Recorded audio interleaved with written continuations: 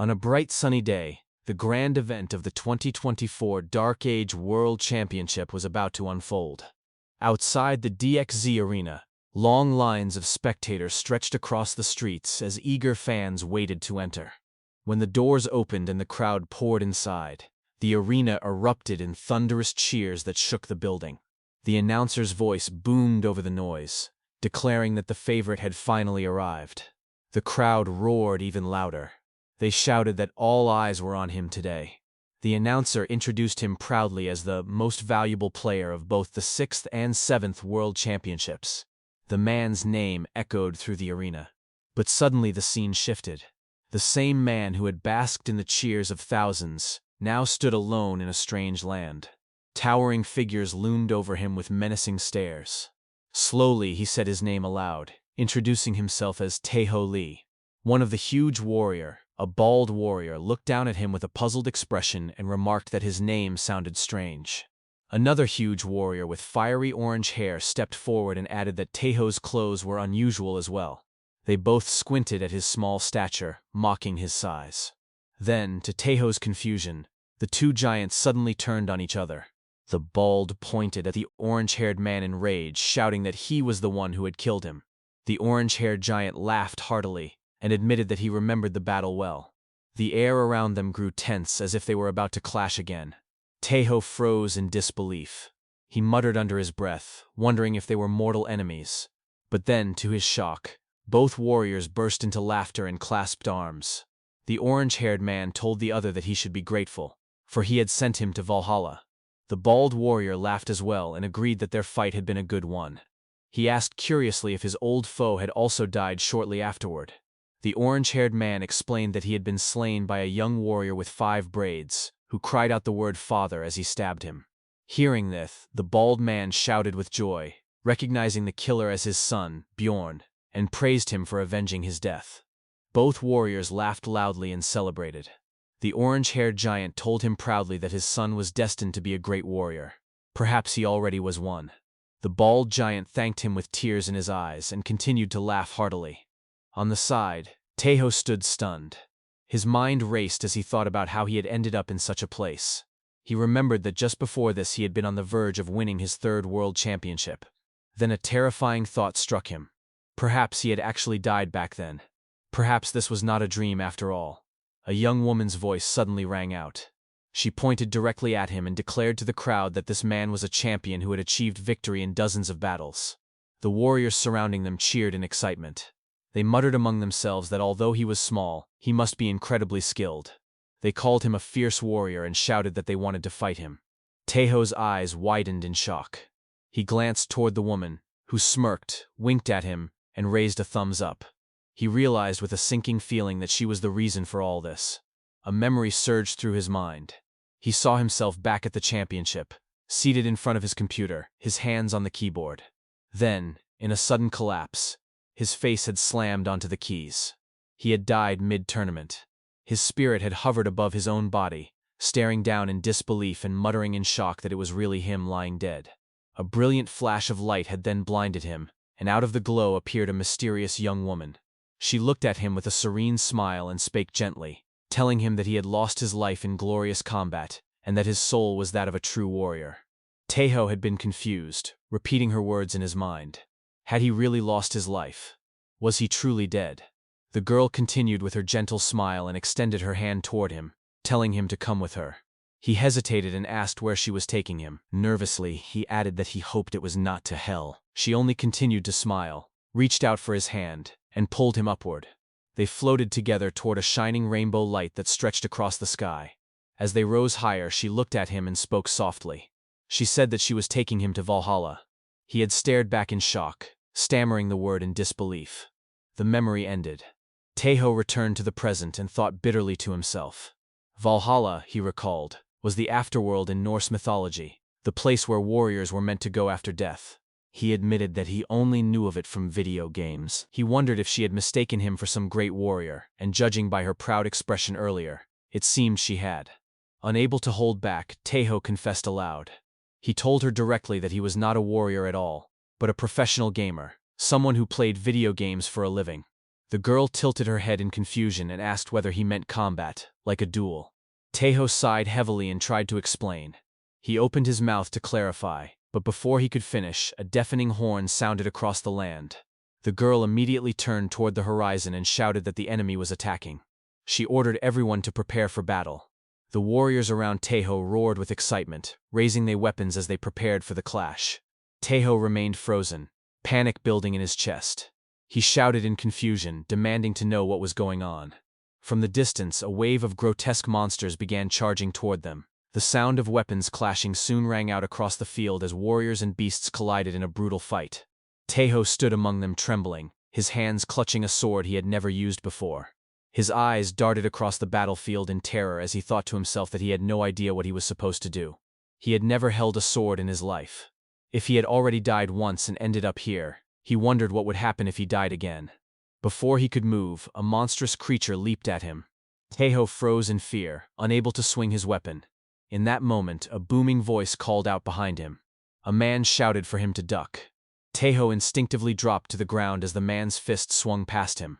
A thunderous impact shook the earth as the monster was struck and sent flying across the battlefield.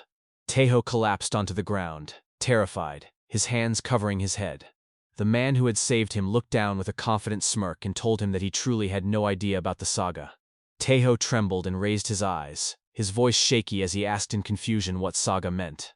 The man stood tall before Taeho and explained that the saga was the story of one's life. He told Taeho that if he had been brought to Valhalla, it meant that word of his deeds had spread far and wide. In this world, he explained, one's accomplishments were their strength. The more well-known a warrior was, the greater their power.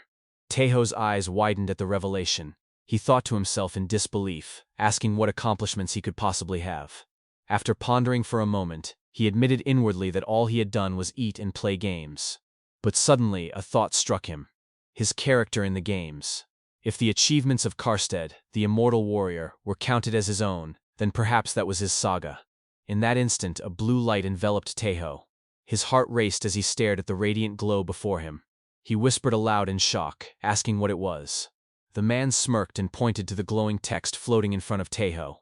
He announced with satisfaction that Taeho did indeed have a saga. He asked if Taeho could see the glowing letters. Taeho nodded quickly and admitted that he could.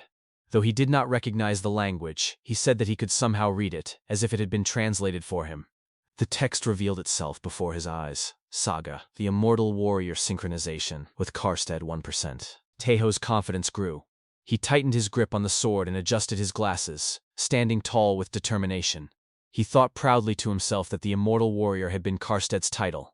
If he could use Karstead's powers, he believed he could become the strongest person in the world. A smirk spread across his face as he laughed inwardly at the thought. The man behind him shouted for him to pay attention. Taeho snapped his head up and stammered in fear.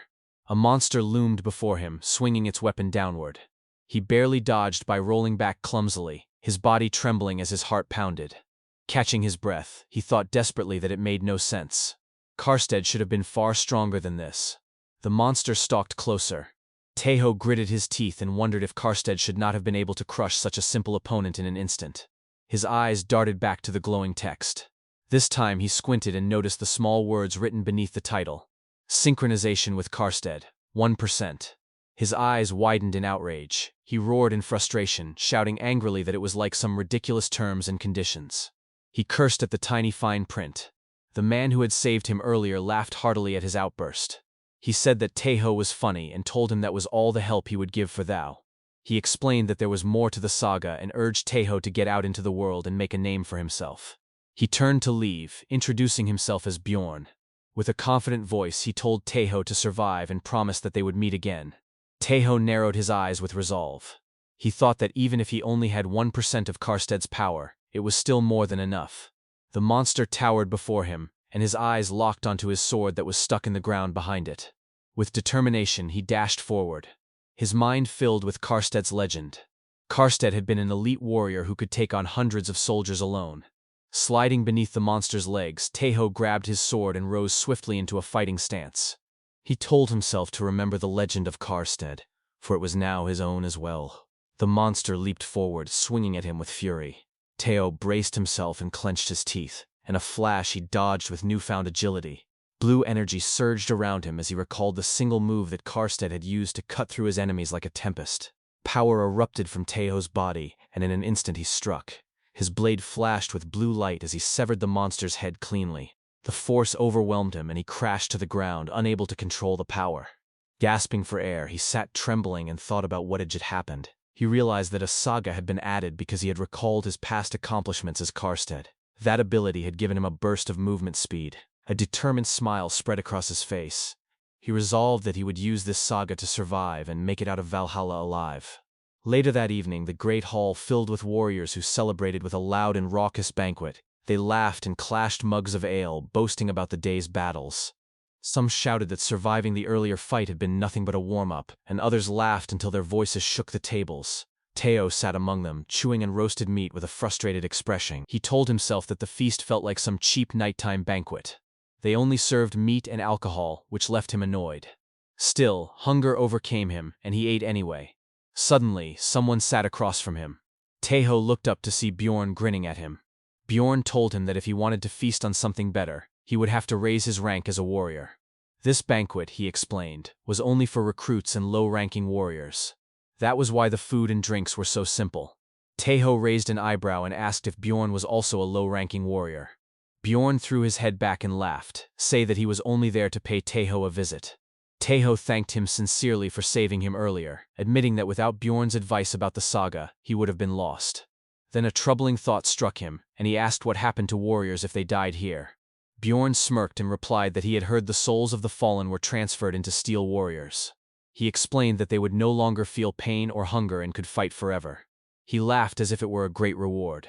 Teho's mouth dropped open. He thought in horror that it was no reward at all. To him, that was not a steel warrior but a steel coffin. He swore to himself that he could not die here. No, he would not allow it.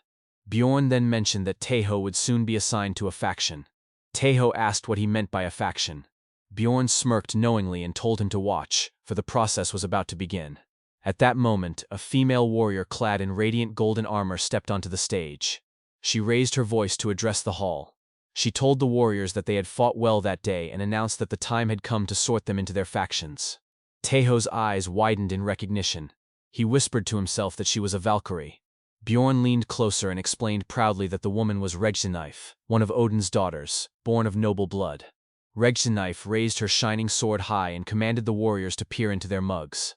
She proclaimed that the name of the divine being they would serve would soon be revealed to them. Bjorn explained further to Teho that all warriors in Valhalla belonged to the armies of Asgard's gods and goddesses. The ones they served would grant them great strength. Teho lifted his mug and stared into it with nervous anticipation. He thought deeply to himself. The only gods he knew were Odin and Thor. If this ritual was to grant power, then surely it was best to serve the strongest among them. The liquid inside his mug began to glow faintly. Teho squeezed his eyes shut and prayed desperately. He thought with all his heart, begging that it would be Odin or Thor. The next day, beneath the clear blue sky, Teho Lee found himself riding in a small boat that drifted gently along a beautiful river. Sitting across from him was a red-haired girl whose bright eyes watched the water lazily. Teho leaned back with a troubled expression, his thoughts spiraling.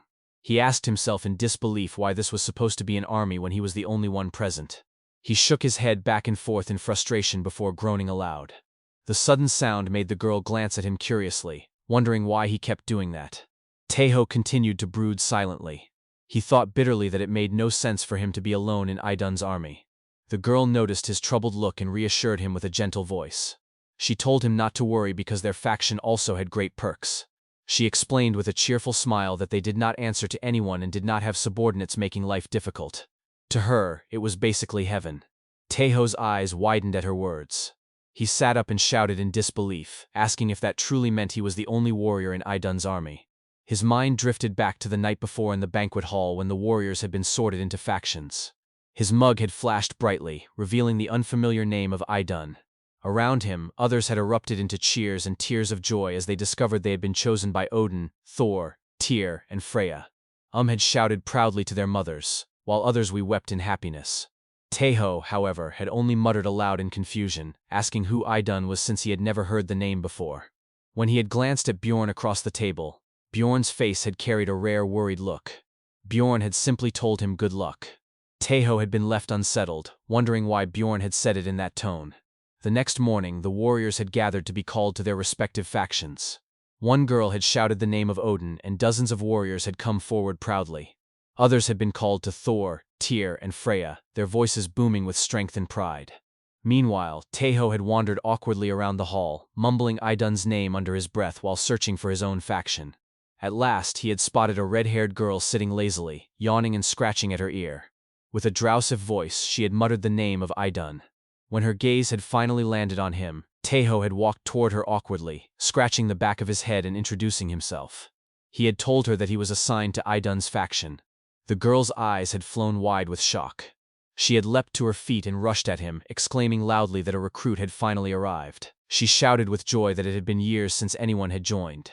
Taeho had blushed and held his breath as she leaned in close, muttering nervously to himself at how near she was. She had then introduced herself cheerfully as Haida. Now, in the boat, Taeho looked at her seriously and called her name. He asked directly why they were fighting and what the purpose of the war was. Haida raised her left hand and a flash of light appeared. An image shimmered in the air between them, revealing an enormous tree-shaped map. She explained that this was the structure of the world. She pointed to the branches above and identified them as Asgard. Then she gestured to the realm across from it, calling it Muspelheim, the place where giants, evil spirits, and demons dwelled. Taeho pointed at a red mark glowing on the map and asked what it was. Haida explained that it had once been a place called Erin, but it had been destroyed.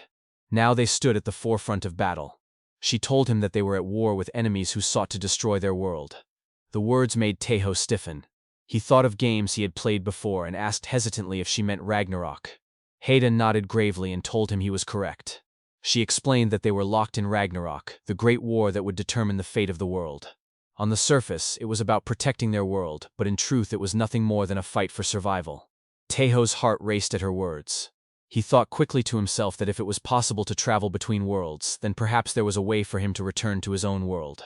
The boat drifted to a stop at the mouth of a cave.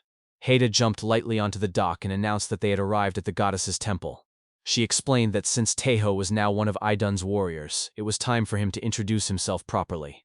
A few moments later, they stood inside the temple. Taeho glanced around nervously and asked Haida if this was where they would meet the goddess. She shook her head and told him they would not meet her in person but only remotely. She explained that the goddess resided far above them. Then she handed him a golden apple and instructed him to stand at the altar and drop it there. Taeho looked down at the apple in his palm and muttered aloud in surprise. With a hesitant breath, he placed it onto the altar as instructed. At once, a blinding golden light erupted from the tree carved into the floor of the altar. Taeho stumbled back and covered his eyes, crying out in shock. From within the radiance, the goddess Idun, the deity of life and youth, appeared gracefully. She extended her hand toward him and called his name with a voice that resonated like music. She welcomed him as her warrior and commanded him to step forward. Taeho's eyes widened in awe. His lips parted as he trembled before the vision of the goddess. With reverence, he dropped to his knees before her, his heart thundering in his chest. Idun's voice echoed with divine gentleness. She told him that just as water flowed naturally from top to bottom, her heart felt compelled to grant him courtesy. She extended her hand above his head and declared that she would bestow upon him her blessing. A golden light enveloped Taeho as her words resounded. She announced that it would protect his body from the threat of death. She named the gift she bestowed upon him, Blessing of Idun, Crest of Life. The golden radiance surged through him. Taeho gasped and stared at his own hands as power coursed through his veins. His eyes shone wide with disbelief as he realized what he felt. He exclaimed aloud that his youth had returned, his body felt healthy, and even his old ailments like back pain, carpal tunnel, and indigestion had vanished. He could hardly contain his amazement. Idun smiled warmly at him and told him that she expected great things from him. The vision faded, and Taeho blinked to find himself lying on the altar. Haida rushed to his side with a bright smile and told him excitedly that he had received the goddess's blessing. She explained that Lady Idun was the goddess of eternal life and youth. Thanks to her blessing, he would still feel pain when facing death on the battlefield, but he would never truly die. As Taeho looked up at her face, he blushed uncontrollably. He thought quietly to himself that she looked so beautiful. Sitting up slowly, he listened as she continued. Haida told him that the blessing would grow stronger as he gained more power. She laughed playfully and explained that their faction had earned the nickname the Army of Zombies because of Idun's gift. Taeho fell silent for a long moment before finally asking the question that weighed on his heart. He wanted to know if he would be able to return to his old life once all of their enemies were defeated. Haida smiled warmly and extended her hand toward him. She told him that if the war ended as he wished, then he would indeed be free to return. But first they would need to win. If he still desired to go back afterward, she assured him that he would be welcome to do so.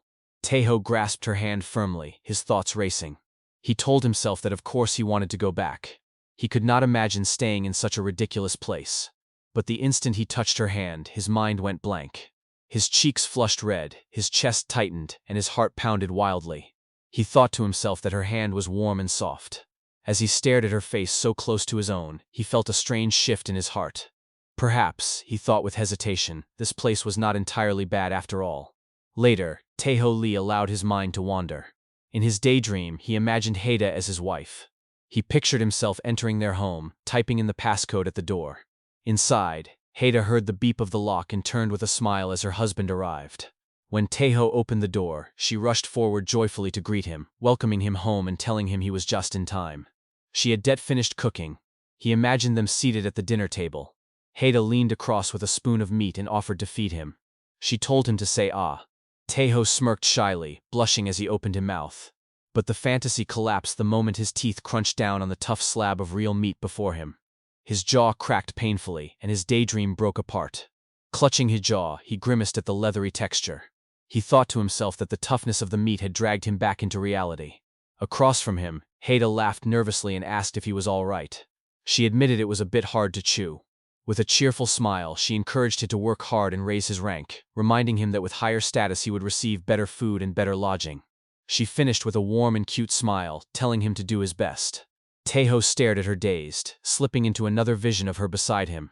This time, he imagined the two of them with a baby. They were sitting at the riverside, playing happily with their child as sunlight shimmered gently across the water. The glow of that daydream pulled at his heart. Later, at the training grounds, Haida explained the system of runes to him. She told him that every time she defeated an enemy, she received something called a rune. Taeho remembered how his body had absorbed a red essence earlier. Haida nodded with excitement, telling him that he had already collected runes without realizing it. He asked if he could apply these runes to his desired stats in order to grow stronger. Haida confirmed this, explaining that strength, agility, and stamina were obvious, but mana and willpower were equally important. Mana increased the power of spells and magical defenses, while willpower enhanced focus and mental resistance. Taeho thought carefully that her explanation was sufficient for now. Aloud, he asked if the saga was affected by mana as well. Haida shook her head and elaborated further. She told him that the saga was unique and did not simply gain power through stats. Instead, it grew stronger as more people learned of his deeds and as his own faith in himself deepened. Sometimes, sagas could become more powerful than reality itself, such as when the tale of killing a snake was exaggerated into the legend of slaying a dragon. She explained that most lower-ranked warriors had simple sagas that granted them strength or speed, but those alone were not enough to truly be called saga. A saga was the embodiment of legends, which meant its effects could vary wildly, from creating weapons to transforming one's body or summoning entire armies. She warned him, however, that the ability to draw out the saga's power and develop it further depended solely on him. Taeho's heart raced as he listened. He clenched his fists and thought to himself about his own story, the legend of the Dragon Knight Karstead. A bell rang suddenly, echoing across the grounds. Haida told him that he had understood the basics and that he was be summoned. Taeho froze nervously, asking if it was already time. A portal shimmered into existence before them, swirling with light. Haida pointed to it and explained that he would arrive at the staging grounds once he stepped through. After all the warriors gathered, they would head directly to the battlefield. Taeho changed into fresh clothes, strapping on a sword and shield. Haida fussed over his armor, patting him down and making sure everything was adjusted properly. His face turned bright red as she leaned close, telling him with a cheerful smile that it fit perfectly and looked good on him. Flustered, Taeho turned away and stammered awkwardly that he was heading out. But before he could step forward, Haida called his name. He turned back, blushing, and met her worried yet warm gaze. She told him simply not to die. Taeho paused, then smiled and raised a confident thumbs up. He reminded her that he could not die so easily thanks to Idun's blessing.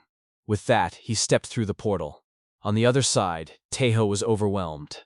His eyes widened as he looked around at the countless warriors assembled. He muttered to himself in disbelief, wondering if this was going to be an enormous battle. Someone smacked him hard on the back, calling his name. Taeho turned and saw Bjorn standing there with a grin. He exclaimed joyfully at the reunion. Bjorn leaned in close with a teasing smile and remarked that Taeho's manager Valkyrie must be quite the beauty. Taeho's face turned red again, making Bjorn burst into laughter. Bjorn smacked his back once more and declared that all Valkyries were beautiful anyway. He told Taeho to stand with their comrades, explaining that unlike yesterday, they would have a commander leading them this time. At the front, a towering warrior stared down at Taeho. The man remarked with surprise that Idun had only one warrior again. With a commanding tone, he ordered Taeho to stand behind the others since it was awkward having him alone in front. Taeho swallowed nervously and agreed. The man then raised his voice to the crowd and introduced himself. He announced that his name was Ragnall, a warrior of the Heimdall army, and he would lead them into battle. Their objective was to liberate the territory stolen by the gnolls. Taeho adjusted his glasses at the back and muttered that he still could not see anything. Ragnall continued to speak with booming confidence. He declared that they would descend into an active battlefield and called to the warriors of Valhalla to march forth for Asgard and the Nine Realms. He proclaimed that he would lead the charge and commanded them to follow after him. The warriors erupted into cheers, shouting about how reliable he was and calling his name proudly. Taeho, still stuck at the back, muttered in frustration that he could not see anything at all. Moments later, the portal opened onto a snowy battlefield where warriors of Valhalla were already locked in combat with monsters. Cries of reinforcement filled the air as the new arrivals stepped forward. The warriors shouted with joy that support had come and prepared to push back their enemies. A figure appeared on the cliffs nearby, towering with a massive weapon in hand. Its howl shook the air and drew the eyes of every warrior below. Someone gasped and asked what the creature was. The monster leapt from the cliff, slamming into the ground with earth-shattering force that sent countless warriors flying through the air. Gasps rang out as warriors shouted that it must be their pack leader, White Fang. They trembled as they described its size, 4 or 5 times larger than the others. Before anyone could react, White Fang swung his colossal spiked hammer, crushing several warriors in a single blow. Another portal shimmered into existence, opening right at White Fang's back. Warriors shouted to one another to charge, but their words caught in their throats as the beast turned slowly, its eyes gleaming with menace. Someone cursed aloud as White Fang unleashed another devastating swing, sending more men flying like broken dolls. Taeho finally emerged through the portal, only to be greeted by the terrifying sight of White Fang lunging straight toward him. The monster's enormous mouth gaped open, ready to devour him whole. Taeho froze in shock, his thoughts screaming in disbelief. He demanded to know which one of the idiots had opened the portal in such a deadly position. Taeho Lee stood before the towering boss known as White Fang. His heart pounded nervously, but he tried to calm himself. He told himself to treat this like any other boss fight. Narrowing his eyes, he analyzed the situation carefully. That oversized meat tenderizer the creature wielded would probably kill him in a single hit. His tiny shield would never be able to stop it. Realizing this, he decided to throw the shield aside. With determination in his voice, he declared that he would apply all 5 of his runes into agility. White Fang swung his massive weapon down at him, the force shaking the ground. But Taeho's sharpened senses allowed him to see the attack clearly. He dodged it swiftly, causing the warriors watching from the side to cheer in amazement. They shouted in disbelief that he had managed to evade such a deadly strike. However, the giant weapon continued its momentum and crashed into the warriors nearby, sending them flying. White Fang went on a violent rampage, swinging his enormous weapon wildly and hurling more warriors through the air. Taeho quickly ran to gain some distance, then stopped and looked back at the chaos. He thought to himself that simply dodging would not get him anywhere. Perhaps he should target the beast's legs. One of the warriors shouted the same suggestion, urging everyone to go for the legs to stop the monster from moving. But before they could act, White Fang struck again, sending them flying as well. Taeho stood silently, watching his comrades fall, then decided he needed a different strategy. White Fang roared in rage, shaking the battlefield. Taeho gritted his teeth and thought of the only option left to him. He activated his Saga, the power that cut through enemies like a tempest. As White Fang swung its colossal weapon once more, Taeho leapt high into the air, dodging the blow. At that moment, he resolved that he would survive no matter what, and that he would see Haida again. He recalled her advice, how she had reminded him that drawing out the power of the Saga and developing it further depended entirely on him. As the memory faded, the narrator's voice echoed about his resolve. Taeho shouted angrily at the disembodied voice to stop speaking, complaining that it was raising too many death flags. The voice apologized sheepishly. Taeho refocused. His Saga, which had previously been a simple speed buff, had just allowed him to make a vertical jump. He wondered if he could push it further. What if he could kick off the very air itself and launch forward?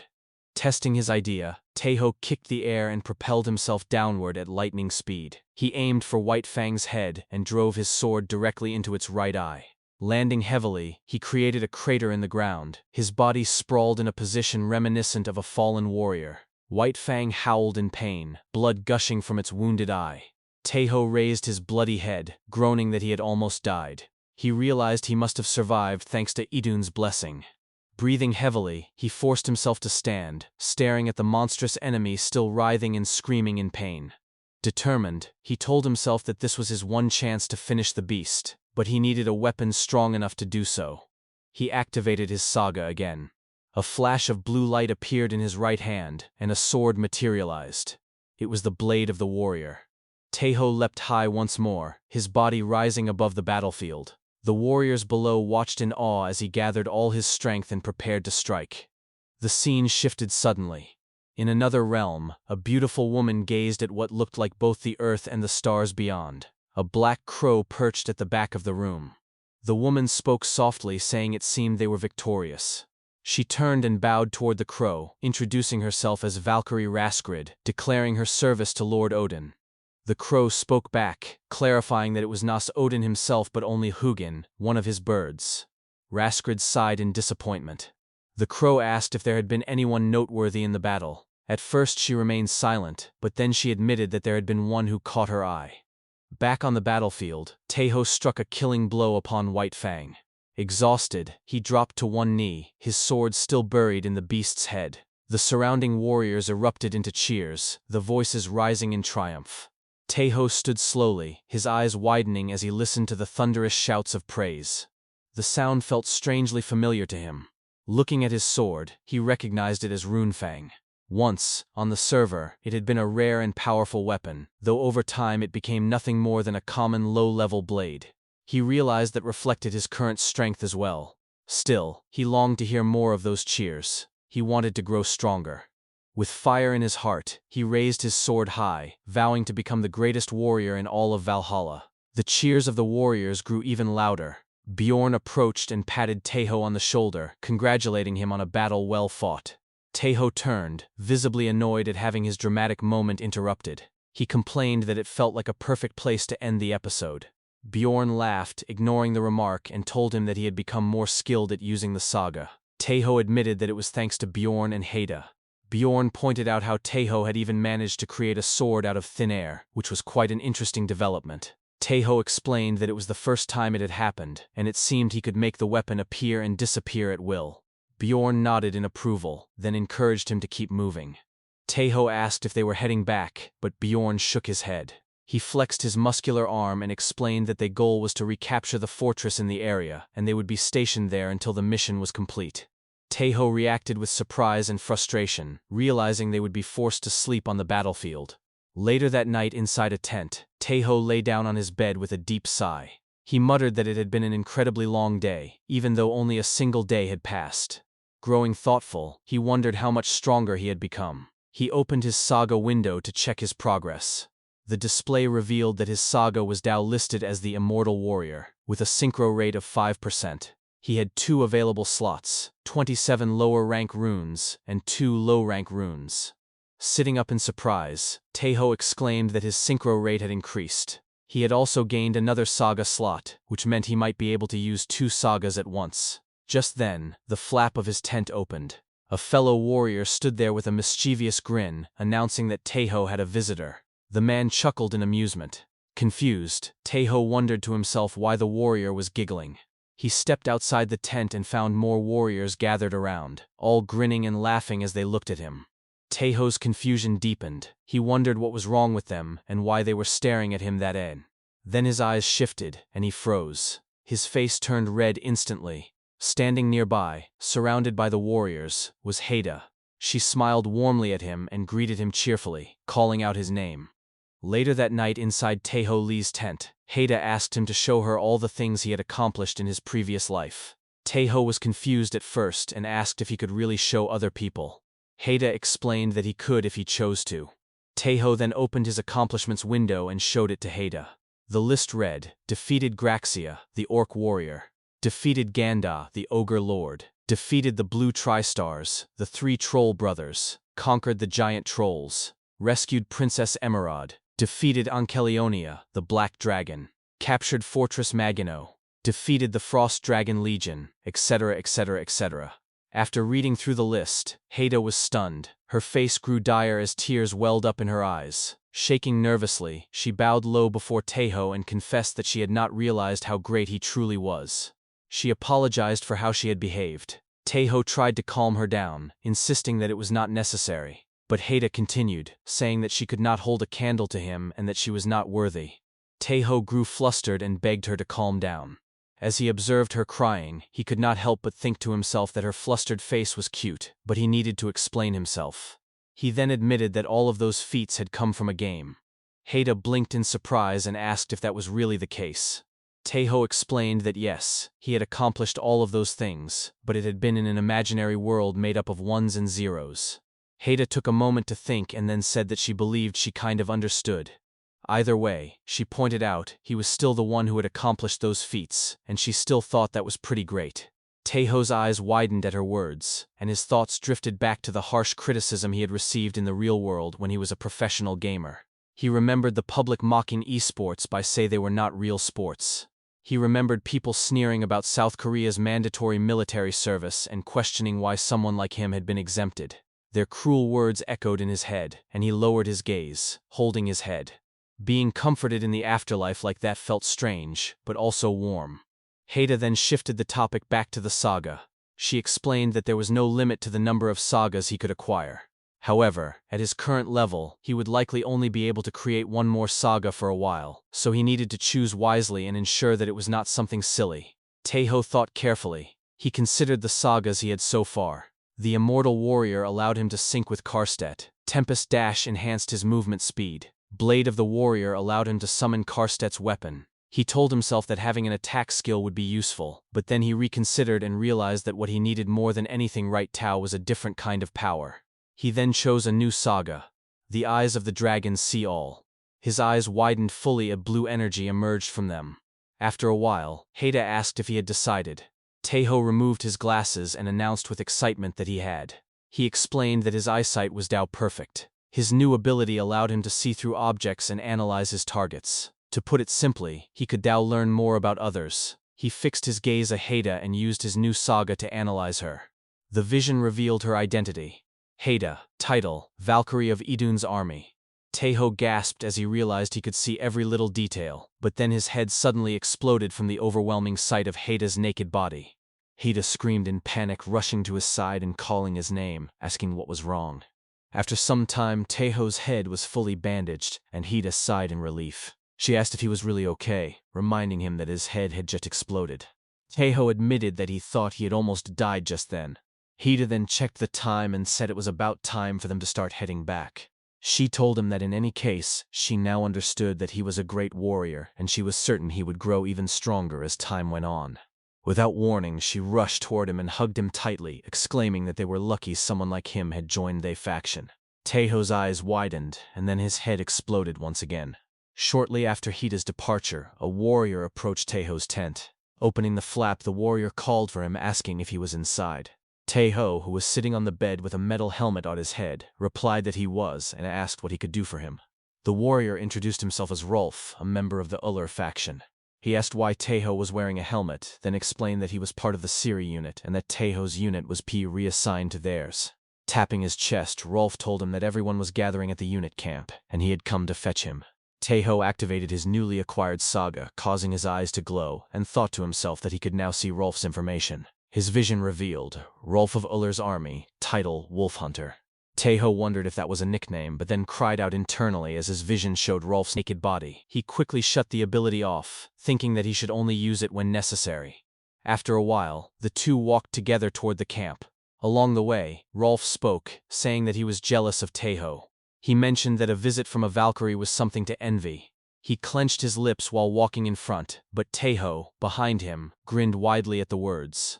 Rolf admitted that he was envious that also thought Taeho was amazing. He said that if a Valkyrie had come to see him, he would have told everyone. Taeho thought to himself that Rolf sounded like a fan talking about meeting an idol. For the first time, he wondered if being Idun's army might not be so bad. Taeho then asked aloud what blessings Illyra granted. Rolf explained that Illyra granted stealth and tracking. At first, one only received one of the blessings, but eventually, both became available. Rolf had chosen stealth. He demonstrated his skill, and Taeho was amazed, giving him a thumbs up and exclaiming that it was almost like invisibility. Rolf continued by explaining that tracking was straightforward, allowing him to find targets with even the smallest tracks. Taeho nodded in understanding. After a while, they finally arrived at the camp. Rolf announced their arrival and called for his captain. Taeho's eyes widened in shock when he realized the captain was a woman. She stared at them firmly and gave a nod. Taeho scratched the back of his head, still wondering about it, as he thought to himself that she was the first woman he had seen in this place who was not a Valkyrie. He quickly introduced himself, stumbling slightly over his words. The captain stood and remarked that he was the one who had slain the giant gnoll earlier that day. She welcomed him, saying it was nice to meet him.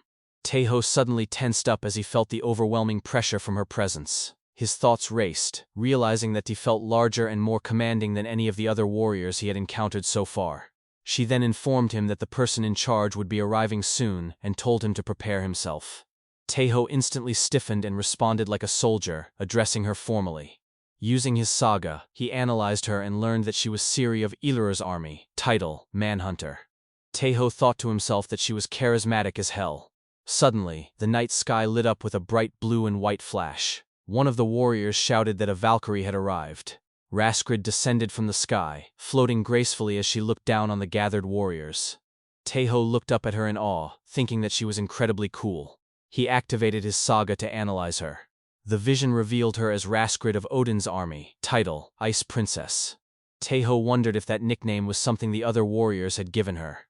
Raskrid landed smoothly on the ground and announced herself. She declared that she was Raskrid of the Odin faction and that she was the one in charge of this battlefield.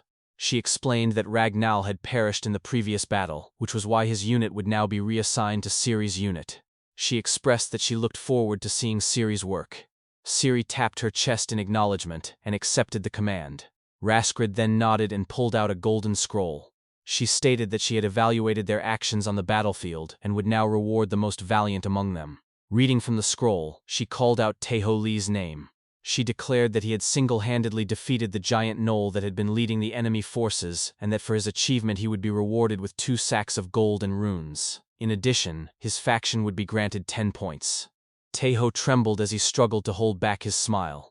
His thoughts swirled, reminding himself not to grin too soon. He felt proud that he was already becoming famous, that people would now know him for slaying the gnoll. But before he could finish his thought, one of the warriors shouted that Taeho was the guy who had received a visit from a Valkyrie. The camp erupted in excitement. Warriors cried out in astonishment, asking if it was true. Others exclaimed that it was awesome and admitted that they were jealous. Taeho's proud expression faltered, his face turning pale as he realized that in their eyes, a visit from a Valkyrie was considered greater than defeating a boss monster. Raskrid raised her arm and commanded silence. She declared that their siege of the fortress would begin the following afternoon. She revealed that they had been granted special permission for all warriors to ride the steel rain. The warriors roared with excitement, shouting for Valhalla and cheering for the steel rain. Their voices rose in thunderous unison. Taeho, standing in the front, was left confused. He wondered silently what the steel rain was. He turned to Rolf, who was also cheering, and asked him directly what it meant. Rolf paused for a moment, looked at him, and admitted with complete honesty that he had no idea. The next day Raskrid ordered the warriors to charge toward the fortress. With her voice ringing out across the battlefield, she commanded them to advance. Chaos erupted as soon as the order was given, the sound of weapons clashing echoing throughout the area. From a distance a monstrous growl shook the field. It was the boss known as Red Eye, the captain of the enemy forces. Earlier Captain Ciri had explained the plan to her unit. She told them that once the siege began they would take advantage of the distraction. Their task would be to slip behind the castle walls and open the gates for their forces. In order to open the gates they needed to reach the rune magic control room. Rolf had nodded in amazement as he listened, vazed that he understood and that they would be using the steel rain to get over the walls. Taeho Lee glanced at Rolf with a side eye and muttered to himself that Rolf should not pretend to understand. He wondered what the steel rain was supposed to be. He thought it might be some sort of teleportation spell. Later Taeho found himself inside the steel rain, thoroughly unimpressed. He muttered to himself in disbelief, asking if this really was the steel rain. Rolf beside him grinned and gave a thumbs up, asking if Taeho was excited as well. Taeho responded flatly that he was not in the slightest. On his other side, another warrior roared with excitement, declaring that he was on his way to Valhalla. Taeho sighed and reminded him that they were already in Valhalla. One of the warriors blew a horn and another yelled for them to prepare to fire. Taeho braced himself inside the barrel and prayed desperately, calling on Idun for help. From a distance, a giant cannon aimed itself at the fortress. A deafening bang followed as the barrels were launched through the air. Taeho screamed for his life while the other warriors screamed with excitement. The barrels landed hard inside the fortress and the warriors crawled out muttering complaints. One clutched his back, another shouted about biting his tongue. Taeho lay on the ground gasping for air, blood dripping from his nose and mouth. He muttered in disbelief that he had not died. Captain Siri appeared with both her hands equipped with crossbows. She raised her voice and ordered everyone to prepare for battle because the enemy was already upon them. In front of them, an army of giant bugs approached. In an instant, the warriors found themselves surrounded. One of them cursed at the sheer number of enemies. Rolf quickly gave Taeho advice. He told him the giant bugs moved in group of 5. If they could take out the leader, the group would scatter. The problem was that the bugs all looked the same, so usually they could only rely on luck. Taeho narrowed his eyes and activated his Saga. Through the vision of the dragon, he could distinguish them. One of the bugs had a different name. Taeho yelled to everyone that he could tell them apart, announcing that he had a Saga that allowed him to see them. Captain Siri rushed forward and shoved herself in front of Taeho. He was shocked by her sudden closeness. His heart began to pound. Siri demanded that he point them out. Taeho stammered nervously at first, blushing as he answered. Siri repeated her command, telling him to point out the leaders to her, then shouted to all of the warriors to focus their fire on the ones she attacked. Taeho composed himself and nodded, narrowing his eyes again. He pointed toward one of the unique bugs and shouted that it was the leader. Siri immediately struck it down. Taeho pointed again to another and Siri attacked without hesitation. He continued pointing them out one by one and Siri shot them down with precision. After eliminating several of the bugs, one of the monsters in the distance blew a horn. At the sound, another wave of different monsters rushed toward the warriors. One of the men cursed loudly, shouting that more were coming. Siri immediately gave Rolf an order. She told him to gather their special forces, leave the enemy to the others, and head for the control room. Rolf tapped his chest in acknowledgement and responded with understand. Siri then looked at Taeho standing beside her and ordered Rolf to take him along as well. With a faint smile, she added that she would leave this task to him, a warrior of Idun. Taeho tapped his chest and nodded firmly. With that, the special forces began to assemble. After a while, Rolf placed a hand on Taeho's shoulder and told him to stay close. He activated Ilur's blessing of stealth and in an instant their presence faded. The special forces moved silently through the fortress undetected. One of them whispered that he had memorized the map of the place. He said there should be a hidden door nearby. They searched carefully until one tapped on a specific brick in the wall. A hidden door on the ground opened with a grinding sound. He explained that the secret passage would take them directly to the control room.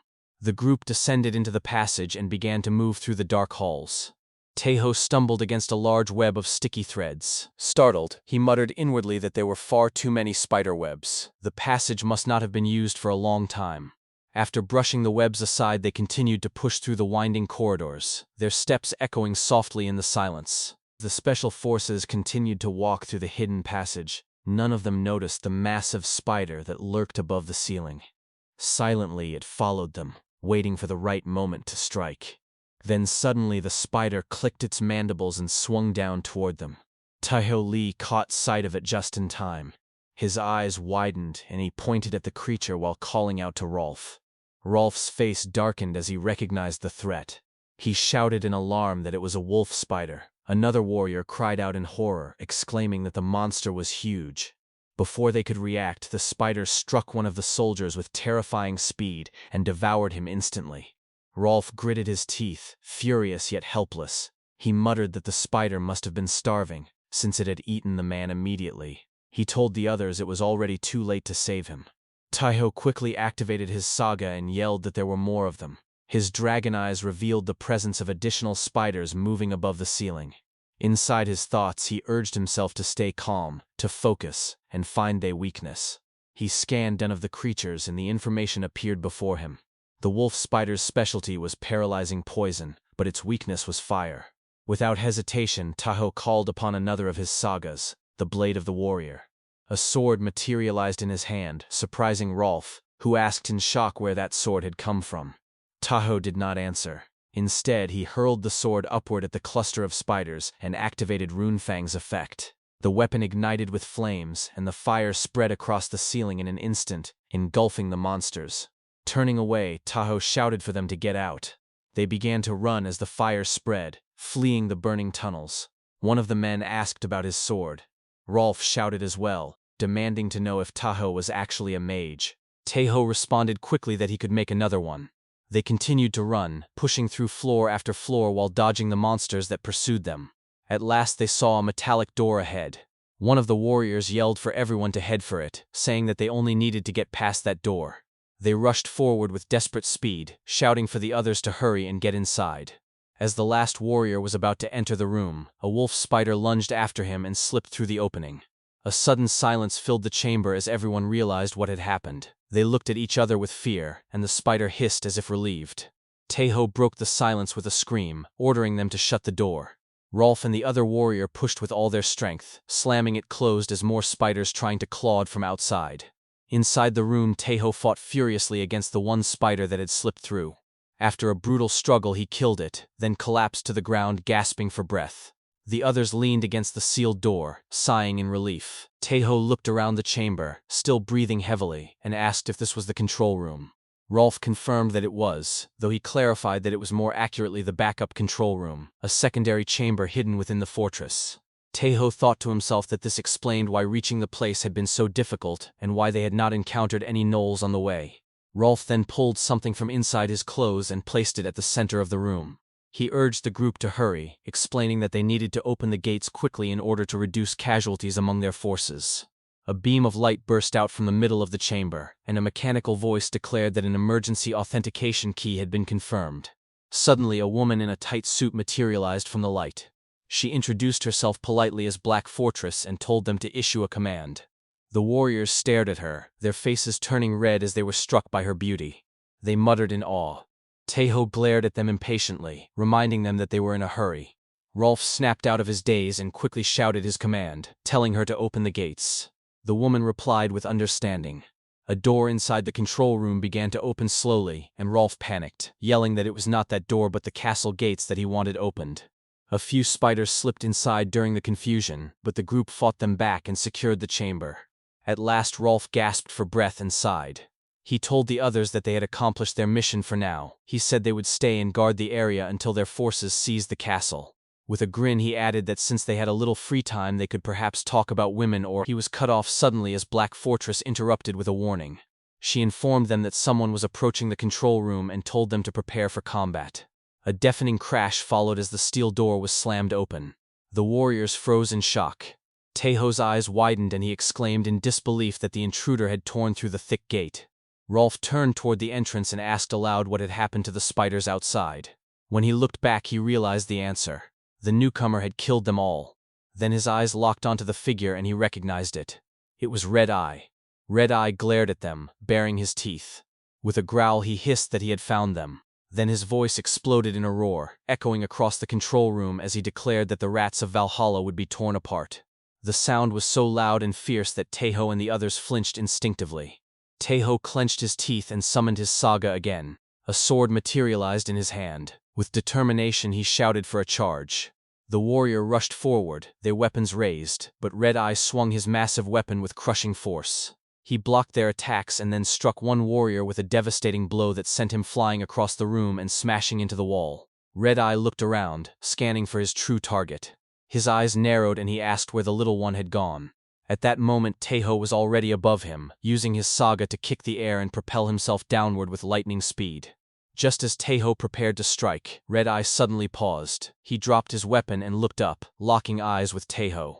Taho froze, realizing his surprise attack had been revealed. In an instant Red Eye leapt upward with terrifying speed. He caught Taho in midair and then slammed him down onto the ground with monstrous force. The floor cracked and shattered as Red Eye executed his brutal technique.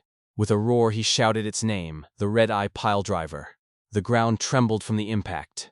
On the side, Rolf's face turned pale. He screamed desperately, calling out Taeho's name. Taeho Lee lay on the ground, blood pooling around him, as his body trembled from the devastating impact. His mind drifted into a haze, and a strange sense of comfort began to spread through him. He wondered to himself what this feeling was.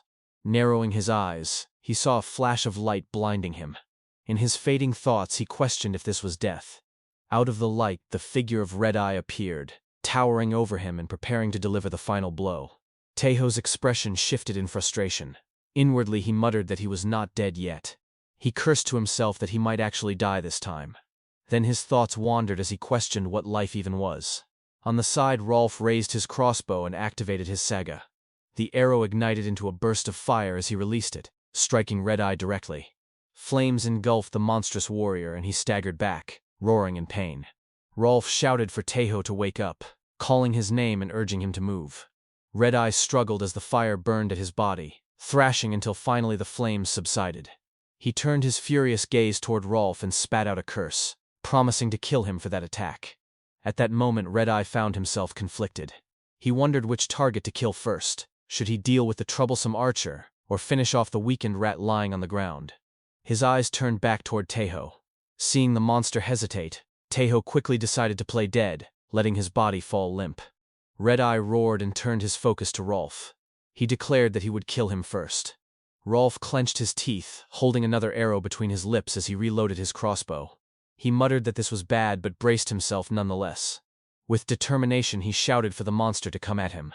Behind Red Eye, Taeho struggled to his feet, trembling as he forced his body to move. His mind screamed that he felt like he could die at any moment, but his spirit roared back that he was not dead yet. He activated his Saga once more.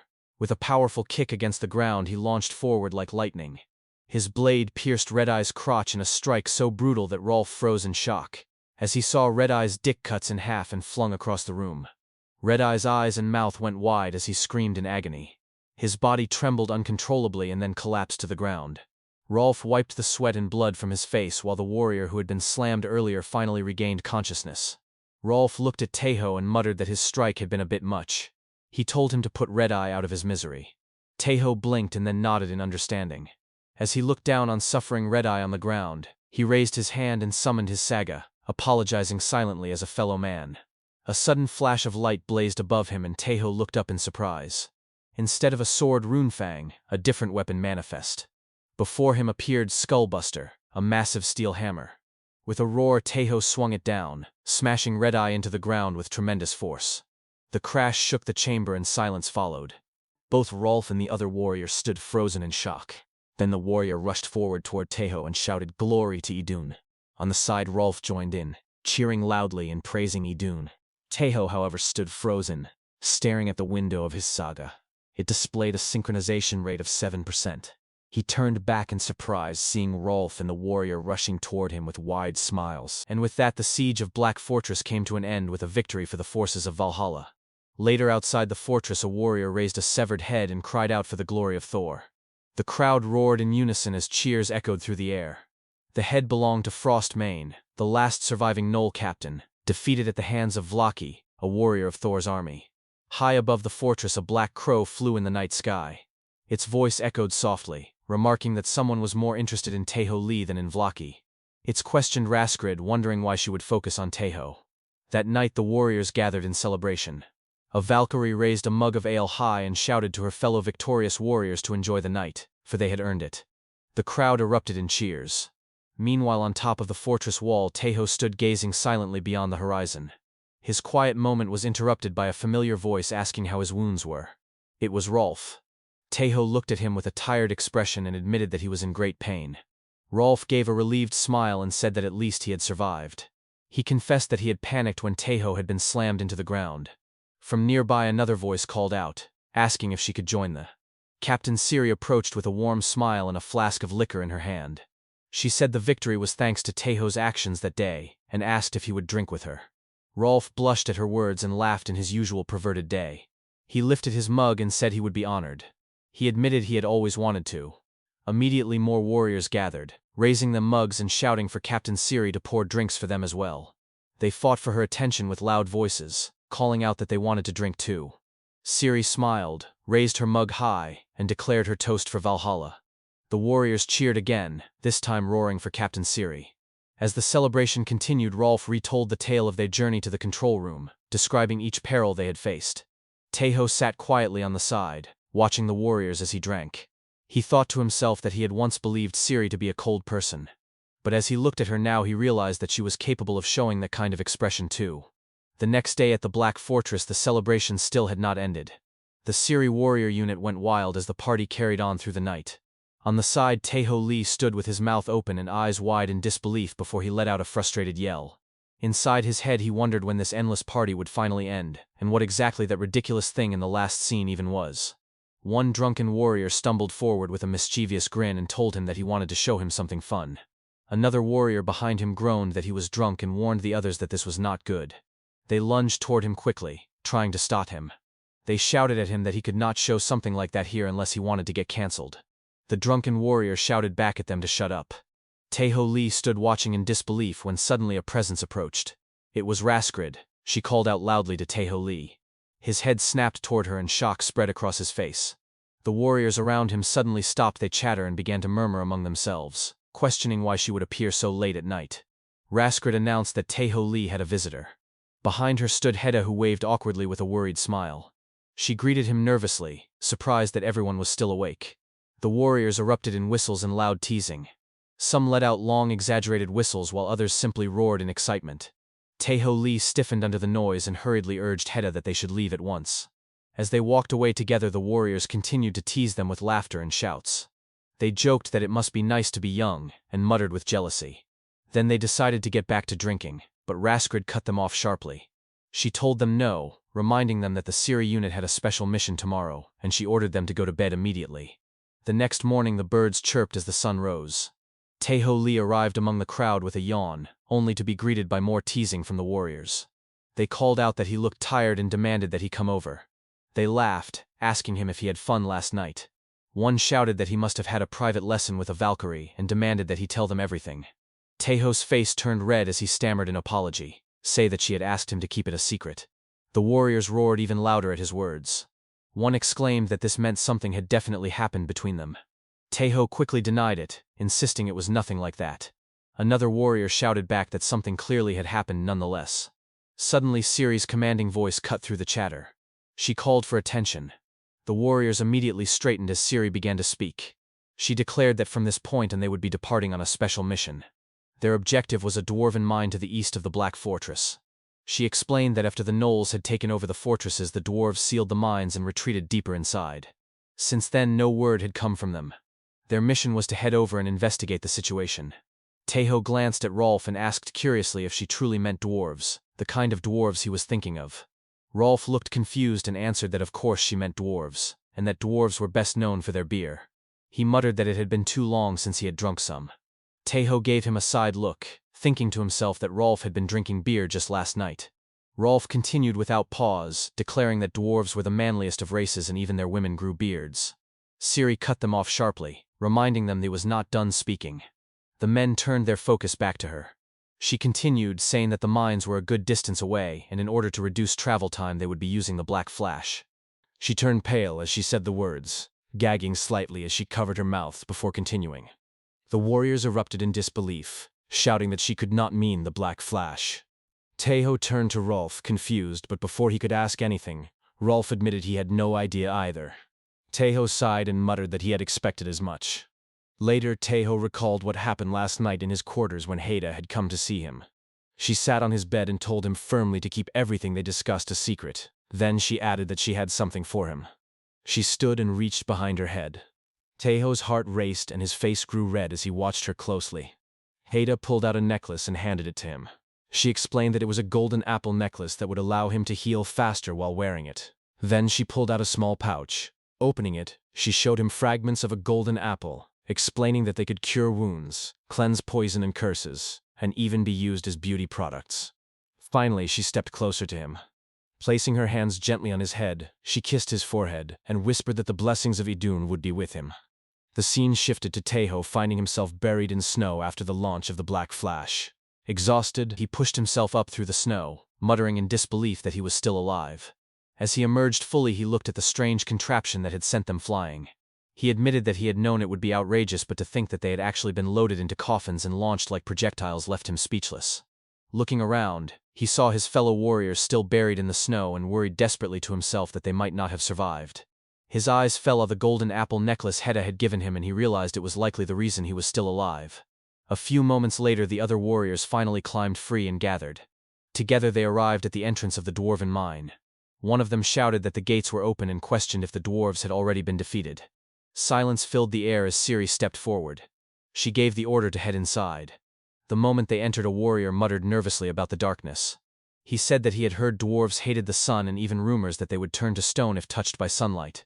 Another added jokingly if they also drank blood, but someone else cut him off and said that would make them vampires, not dwarves. Suddenly Ciri raised her voice and called out loudly into the mine. She declared that they were warriors of Valhalla and that Valkyrie Raskrid had sent them. On the side, Taeho activated his Saga, Dragon Eyes. His gaze sharpened and he quickly noticed countless eyes staring at them from the shadows above. Urgently he warned Ciri that they were surrounded. His mind raced in alarm as he realized that so many red names surrounded them. Ciri did not hesitate. She gave the command for a shield wall formation.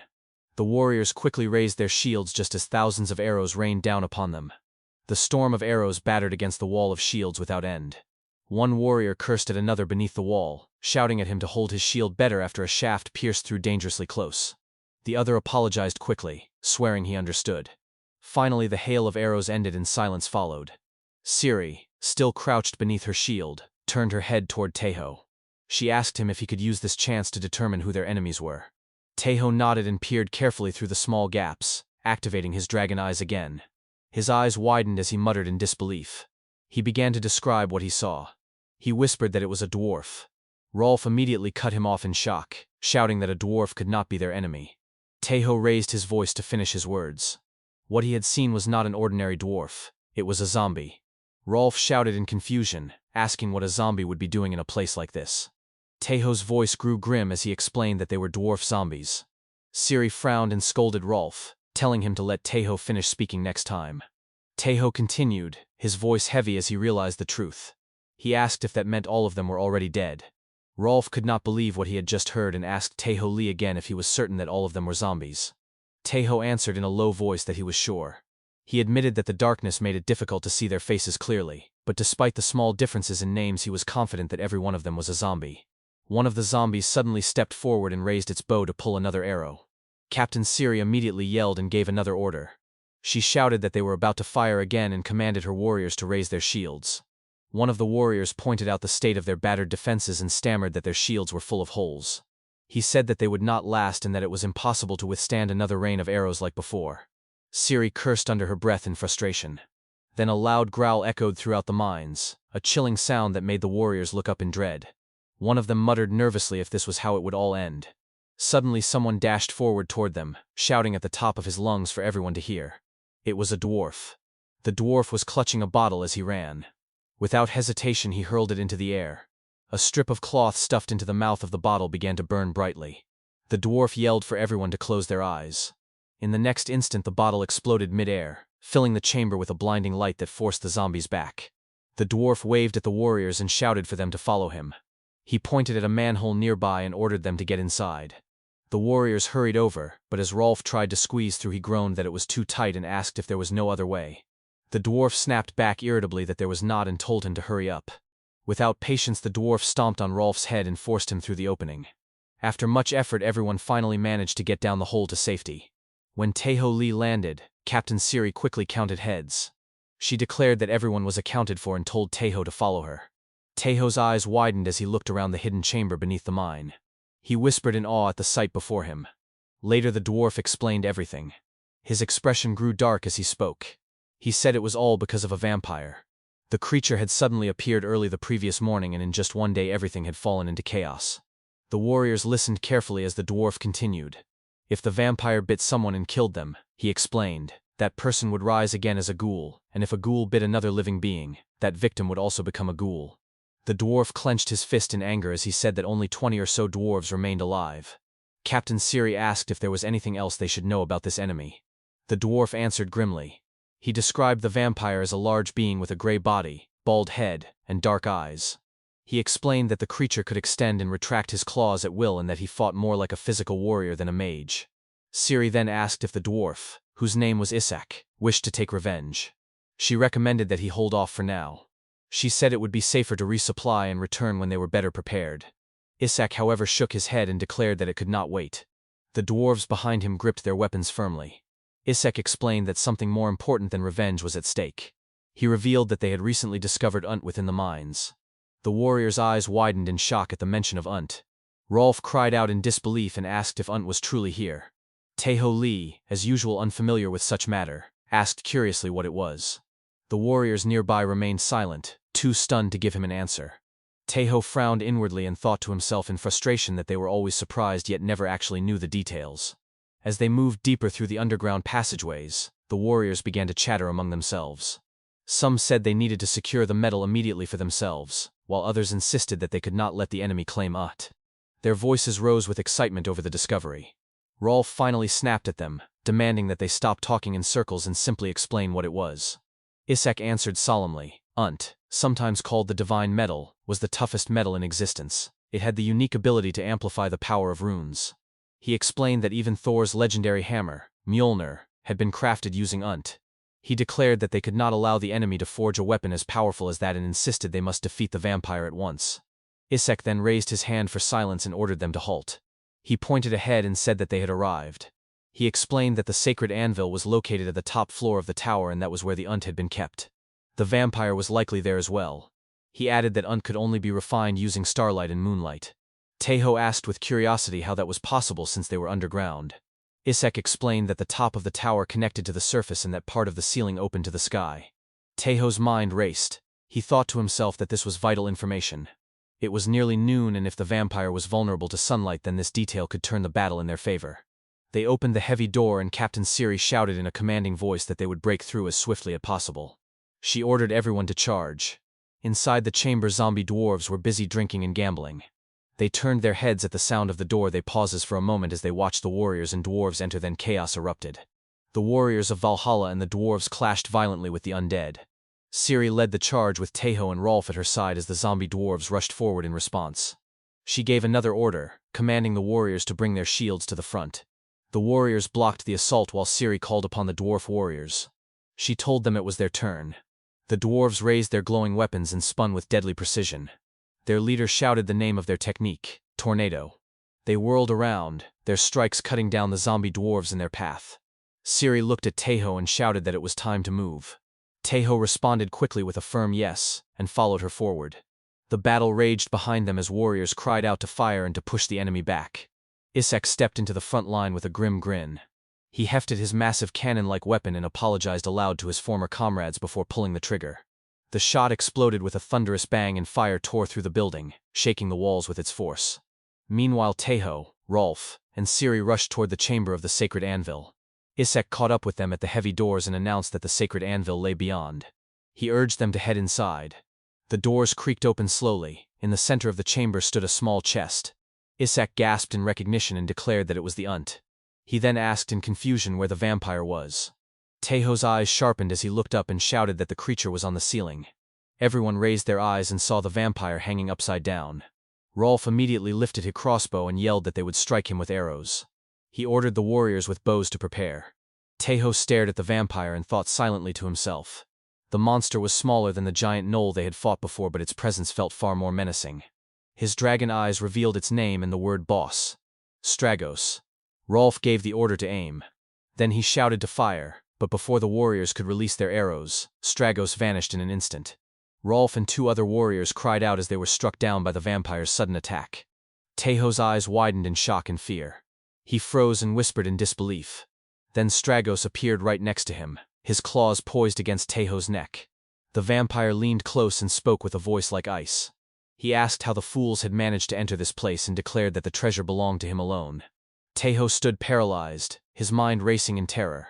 He thought to himself in disbelief and horror, asking silently when the creature had even moved. Taeho Lee flinched as Stragos leaned closer.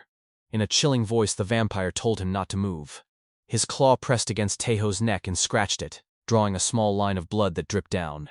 Stragos warned him that unless he wanted to lose his head he had better stay still. He then turned his gaze towards Siri and Isaac and declared that the same applied to them. Isaac clicked his tongue in frustration and cursed under his breath. Siri, without moving her body, spoke calmly to the back where Rolf and the other warriors were. She asked if Rolf was all right. Rolf, kneeling in pain, replied that he was but admitted that it would be difficult for him to use his bow now. He noted that Stragos had deliberately chosen not to kill them. Stragos leaned even closer to Tejo, his lips brush against his ear. He licked them slowly and whispered that capable warriors like them were too valuable to waste by killing. Instead, he intended to raise them as part of his growing ghoul army. His hot breath swept against Tejo's ear and Tejo shivered. Fear overwhelmed him as he thought to himself that he would rather die than suffer such a fate. He questioned if dying was even an option, but then remembered that if he died he would still be turned into a battle-hungry puppet. Suddenly an arrow shot toward the back of Stragos's head.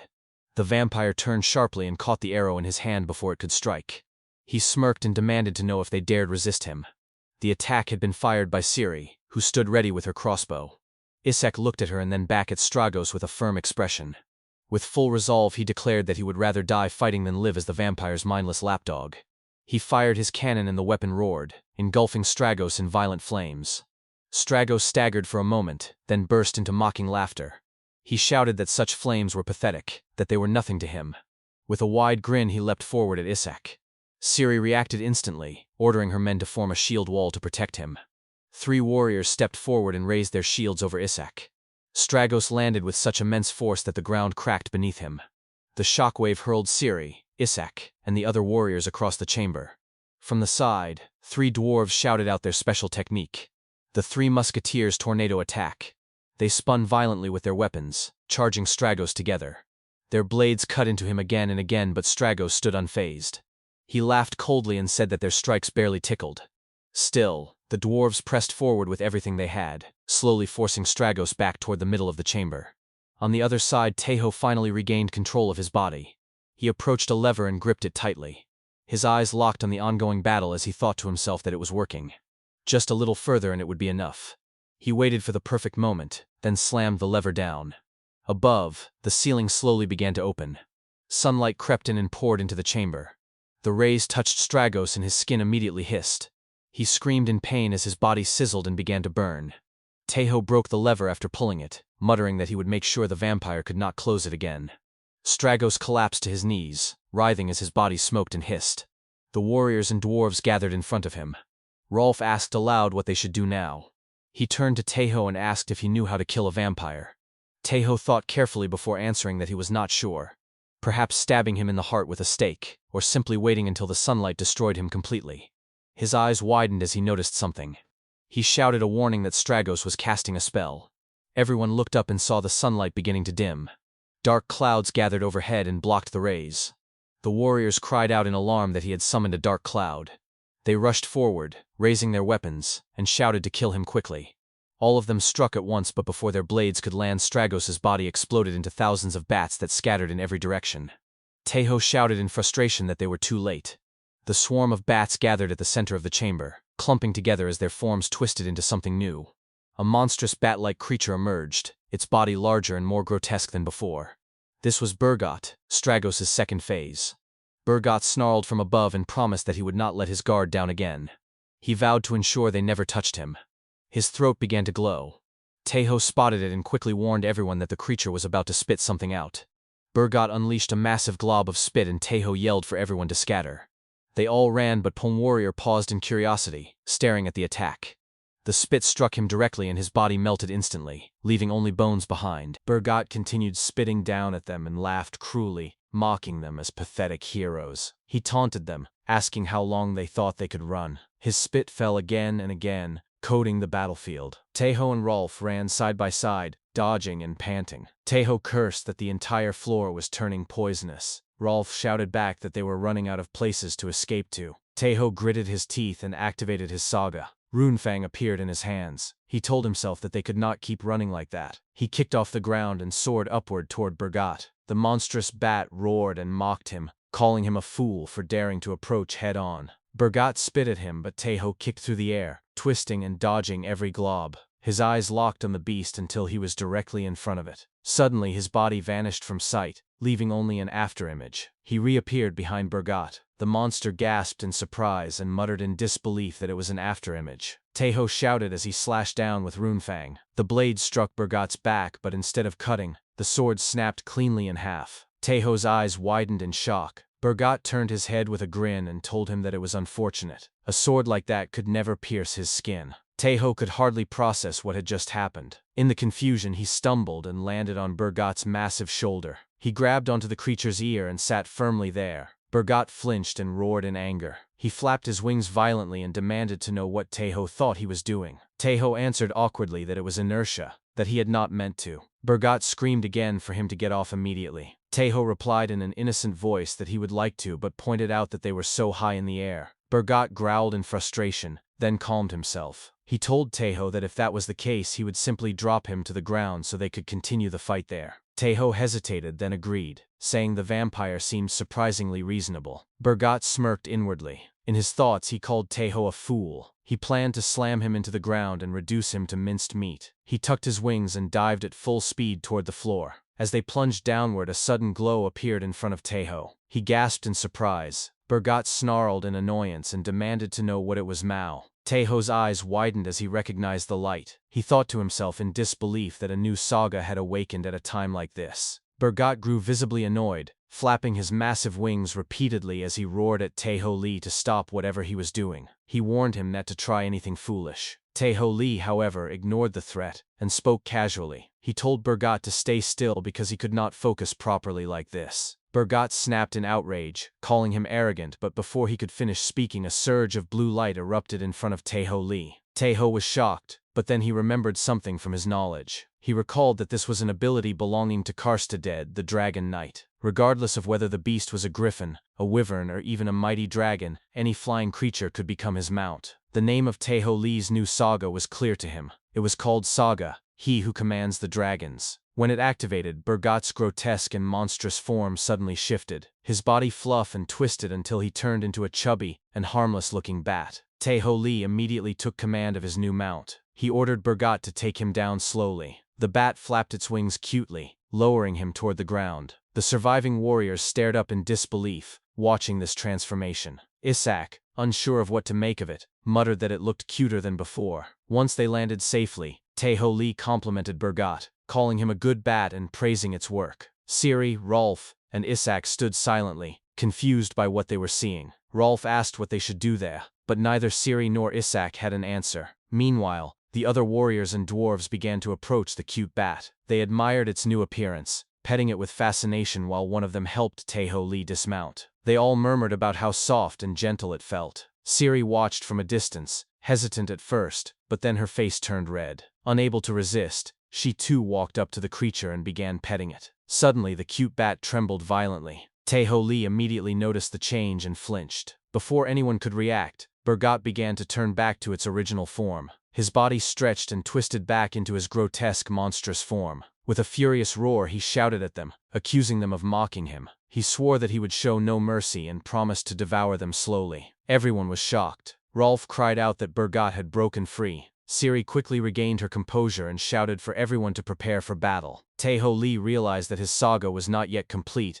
and there was a strict limit to how long he could hold control. Thinking quickly, he leapt back onto Burgat's shoulder. The creature immediately reverted into its cute form under his command. Taeho Lee then shouted to the others that he would do as much damage as he could and that they must combine their powers to finish the monster. Rolf agreed from below, yelling that they would leave it to him. Taeho Lee gave his mount an order. He told Burgat to fly as high as possible into the sky. They soared upward, passing through the open ceiling into the sunlight above. The rays of the sun struck Burgat's body and he began to cry out as his skin sizzled and burned. Taeho Lee ordered him again, this time to crash into the ground as fast as he could. The two of them plummeted down into the chamber below. Before hitting the ground, Taeho Lee leapt off, activating his saga, Blade of the Warrior. A massive hammer known as the Skullbuster appeared in his grip. With a roar, he swung the weapon down and struck Burgat as the monster crashed into the earth. The impact echoed with a deafening boom, filling the chamber with a thick cloud of dust. Through the haze, Taeho Lee shouted that the creature was still alive. From behind, Isak rushed forward and yelled for him to get out of the way. He hurled a heavy bag filled with explosives straight at the wounded beast, and screamed fire in the hole. Tae-ho-lee sprinted to safety, but the explosion detonated with overwhelming force. The shockwave caught him, throwing him through the air until he landed face first on the ground. Rolf, determined to add fuel to the flames, hurled the skeleton of a fallen warrior into the blast and shouted that they needed more kindling to burn the monster to death. Groaning, Tae-ho-lee touched his face and muttered in disbelief. He thought to himself that Isak had been carrying something like that in his bag all along. He could not help but feel that everyone around him was completely insane. Rolf then looked back at him and shouted, demanding to know if Bergot was finally dead. Tae-ho-lee looked toward the raging fire and replied that it seemed so. When the fire eventually died down, the warriors and dwarves gathered around what was left. Isak carefully approached the chest in the middle, and opens it slowly. A blinding flash of light burst forth as the chest opened, causing everyone to shield their eyes in surprise. Inside lay a small piece of glowing metal. Isak lifted it reverently and announced that it was the divine metal. He held it up to show Siri, Rolf, and Tae-ho-lee. The piece was no larger than a cashew nut. Tae-ho-lee stared at it in disbelief and remarked aloud that it was so tiny. Rolf looked equally confused. He said that if it was really this small, it would not have been such a big deal if their enemies had stolen it. He asked if they had really gone through all that for something so insignificant. Isak snapped at them in anger, hopping furiously on the spot. He shouted that they were fools and explained that even that small amount of unt could be forged into a powerful ring. Rolf reminded him that earlier he had said it could forge something like Mjolnir. Isak, frustrated, gave up trying to explain. He muttered that it was pointless to reason with them, and told them to forget it. He closed the chest and handed it to Siri, declaring that the glory of refining the unt now fell to the warriors of Valhalla. He admitted that they dwarves no longer had the means or the luxury of refining it themselves. Siri accepted with a nod, promising to respect their will and ensure that the metal was delivered safely. Rolf immediately asked if that meant it was time for food and drinks. Isak grinned widely, his mood shifting at once. He declared that of course it was, and promised to crack open a barrel to treat their saviors properly. The warriors cheered loudly, chanting for dwarven beer. However, Captain Siri cut them off. She told them firmly that there was no time for celebration. She turned to Isak and said that they must get going. Isak sighed in disappointment, admitting that it was unfortunate. Still, he did not want to send them off empty-handed. He told them to follow him. A short while later he opened a door. The warriors' eyes widened as they stepped inside, realizing they had entered the fabled dwarven armory. The room was filled with masterfully crafted weapons and armor. The warriors erupted in awe, shouting about dwarven weapons and armor, praising them as a true luxury brand.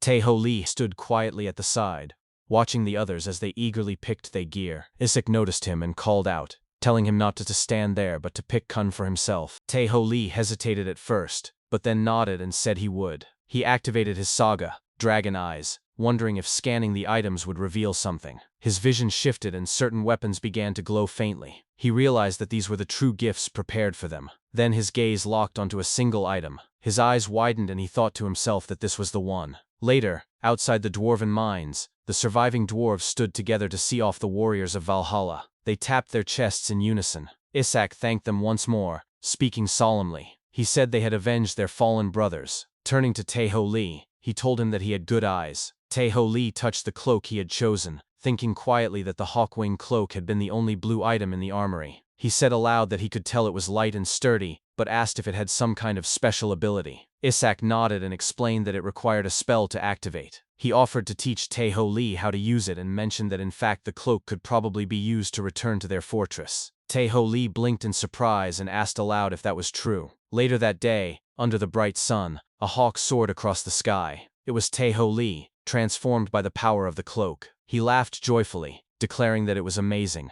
He flew in wild patterns, zigzagging and diving as if testing his new form. Still in his hawk form, he called out while leading the warriors through the black flash. He shouted that he could see the black fortress from where he flew. With excitement, he urged everyone to follow. He roared with all his might, crying out for Valhalla as they charged onward. Back at the Black Fortress, Siri, Rolf, and Tae-ho entered Raskrid's chamber to report what had happened in the dwarven mines. Captain Siri explained that the mines had been under the control of Stragos, but they had worked together to defeat him and protect the unt that was there. She added that the chest they brought contained the unt the dwarves had been keeping. Raskrid opened the chest and lifted the unt into her hand. She praised their efforts, saying they had done impressive work. Muttering quietly to herself, she remarked that it was so tiny before speaking aloud again. She said that the fallen would be reborn as steel warriors, and that they should leave the handling of the remains to her. She told them all to get some rest. As Siri, Rolf, and Taeho walked away into the hall, Rolf broke the silence by leaning toward Taeho and suggesting they have a drink. Taeho, looking tired, shrugged and declined, saying he was too exhausted. Siri looked at him with a warm smile and praised him for doing well, calling him the warrior of Idun, and reminding him he had played a major role in their victory. Taeho blushed in embarrassment and admitted that it was nothing, saying it would not have been possible without everyone's help. Rolf insisted they should at least grab a drink to celebrate, but Taeho declined again without hesitation. Rolf clicked his tongue in disappointment. While walking, Taeho's thoughts grew deeper. He remembered that Stragos had been a powerful enemy who could summon dark clouds and even transform. He admitted to himself that Stragos had been no joke. Yet thanks to that battle, he had gained a large number of runes. Taeho checked his Saga window and saw that his Synco rate was at 9%. Clenching his fist with excitement, he wondered aloud what would happen once it reached 10%. Meanwhile, Regenif was out on patrol, flying through the mountains. She wondered if she had gone too far and thought it might be best to start heading back. Suddenly, a loud thud echoed across the mountains. Alerted, her eyes sharpened as she sensed something menacing. She asked herself if she should get closer and investigate, or turn away. Her heart suddenly raced as she caught sight of something alarming. She instantly activated her Saga, the vestment of the swan, and hurriedly fled. Her thoughts raced as she told herself it was too dangerous to approach, and that she needed to alert the others at once. Later in Raskrid's chambers, Raskrid slammed her desk and shouted in shock that a large army was approaching. Standing before her, Regenif appeared stunned. She answered yes without thinking, though in her mind she was confused. She wondered how she had arrived there so quickly, and why she already seemed to have finished her report. Raskrid explained that the enemy would reach them by noon the following day at the latest, and said she would request reinforcements from Valhalla. Regenif's thoughts grew uneasy as she questioned why she could not remember clearly, and wondered if she had simply lost focus from the rush. That night, Siri gathered her unit and informed them of what had happened. She ordered them to rest for the coming battle and forbade drinking. Rolf and several warriors who had already been drinking protested loudly, saying it was unfair. Siri looked around and noticed Taeho was missing. She wondered where he had gone. Elsewhere, Taeho stood alone, holding his new cloak. He looked around carefully to ensure no one was near and thought to himself that since he had obtained such a decent item, he should learn to use it properly. He resolved to practice with it until the battle tomorrow. The following morning, inside Raskrid's chamber, Raskrid and Regenif were present when someone entered the room. Both turned to look and saw Ingrid, the Valkyrie of the Nord army. Ingrid announced that she had brought 500 low-ranking warriors and asked how large the enemy army was. Regenif explained that it was not entirely accurate, but the estimate was around 6,000. Raskrid added that their own forces amounted to roughly 2,500. Regenif said that with such numbers, they would only be able to stop the enemy's advance, though she could activate defensive magic in case of an emergency. Raskrid then declared that they should go forth for Asgard and for the 9 realms. Outside the Black Fortress, the heavy steps of monsters echoed across the land. Vlaki shouted to the warriors to take battle formations and cried out for Thor. Siri raised her voice as well, commanding the soldiers of Ullr to prepare to fire and urging them to fight for Asgard and for the 9 realms. On the side, Taeho activated his Saga and thought to himself that he needed a ranged weapon. He remembered that Thunderbolt applied shock effects to crossbow strike attacks. With that, he materialized a crossbow in his hand and shouted for Heda and for Idun. The monsters charged the fortress, while the warriors of Valhalla launched their attacks. A rain of arrows rained down on the enemies, but the monsters raised the shields and blocked many of them. Several reached the fortress walls and threw hooks to climb up. Warriors at the top smirked as they poured boiling water down on the climbing monsters, mocking them and asking where they thought they were going. The monsters groaned in pain as the scalding water struck them, while other warriors hurled large stones to crush them. Suddenly, a massive elephant monster charged and crashed against the wall, creating a way for other monsters to climb. A violent clash ensued between the warriors and the swarming creatures. Amidst the chaos, Taeho looked upward and noticed something in the sky. Alarmed, he shouted that there was something above. As the flying figures drew closer, he recognized them and yelled that they were wyverns. The wyverns attacked with torrents of fire. In the middle of the battle, Regenif raised her hand high. It glowed brightly as she invoked the power of the divine rune. A beam of light shot into the sky and spread into a barrier that enveloped the entire fortress. The wyvern's fiery attacks were completely blocked. Reginif shouted that the barrier could only hold for so long, and they needed to deal with the flying enemies quickly. Hearing her words, Taeho understood instantly. He rushed toward the fortress wall. Siri noticed his sudden movement and called out his name, but Taeho did not stop. He leapt onto the wall, determination flashing in his eyes. In his mind, he told himself that it was time for him to step up. With resolve, he called upon the power of the Hawkwing cloak. As Taeho remained suspended in midair, his body began to glow with a radiant golden light. His form slowly shifted, and feathers spread across his frame until he was completely transformed into a bird. After completing his transformation, he flapped his wings strongly and flew ahead. He came to a stop and turned back to glance at the battlefield. While observing the chaos, he thought to himself that it was fortunate no one had noticed him yet. He told himself this was the perfect moment to reveal the technique he had practiced the previous night. His eyes locked firmly on the wyverns flying high above. With determination, he darted forward toward one of them and declared inwardly that he was coming. As he closed in, he stretched his talons forward, which then began to shift and change until they became a human leg. Letting out a cry, he announced the name of his technique. In his half-bird, half-human form, he struck the wyvern rider with a flying bird kick. The rider let out a scream as he was launched from the saddle and tumbled down toward the battlefield below. The wyvern twisted its head in confusion and turned to face Taeho.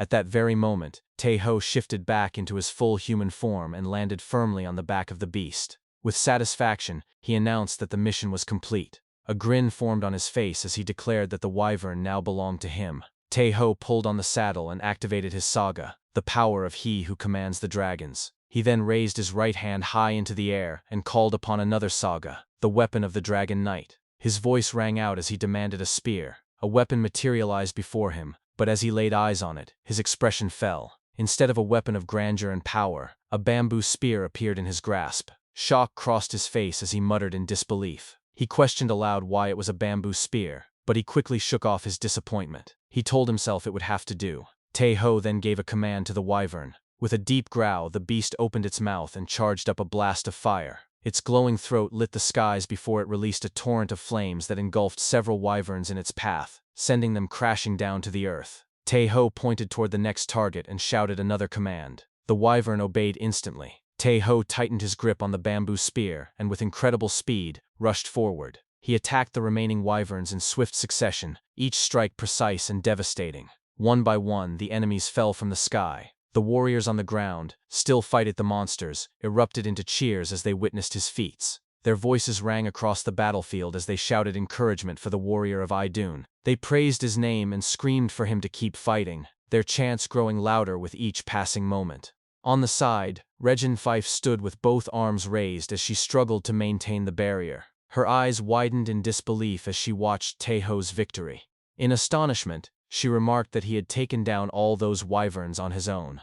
But before her amazement could settle, her eyes widened further as she noticed another wave of flying monsters approaching swiftly from afar. Her voice rose sharply as she shouted to Taeho that the battle was not yet over and something was coming their way. Taeho turned and saw the approaching figures. As they drew closer, they revealed themselves to be an army of harpies. His teeth clenched as he realized the danger. He muttered that there were far too many for him to take down one by one. In that case, he told himself, he needed to change his approach. He ordered his wyvern to descend and steered it toward the fortress wall. His voice rang out as he called for Captain Siri. The captain glanced up at him and immediately understood his gesture. Taeho extended his hand, and Siri grasped it firmly. With a single pull, she mounted the wyvern behind him. Together, they ascended once more into the skies and charged directly toward the army of harpies. As they closed in, Siri activated her Saga, the witch's arrow that never missed its target. With unwavering precision, she unleashed her attack. Each arrow struck true, and in moments, she had single-handedly destroyed the army of harpies. The warriors below erupted into another round of cheers. Their cries shook the air as they celebrated the victory. Reginif, now accompanied by Raskrid, looked on in amazement. With awe, she admitted that Idun's warrior was truly incredible. Raskrid smiled in agreement and remarked that, so far, Taeho had played the most significant role in the entire battle. But their moment of praise was interrupted. A mysterious being suddenly fell from the sky like a meteor. It struck the earth with a deafening crash, and the impact shook the land violently. Warriors and monsters alike stumbled to their feet as an earthquake rumbled across the battlefield. From above, Taeho and Siri, riding the wyvern, gazed down at the landing site. Taeho shouted in shock that something had just hit the ground. His voice trembled as he muttered that it almost looked like a gigantic rock. The massive boulder began to glow with a crimson hue. Taeho's eyes widened as he yelled that it was glowing.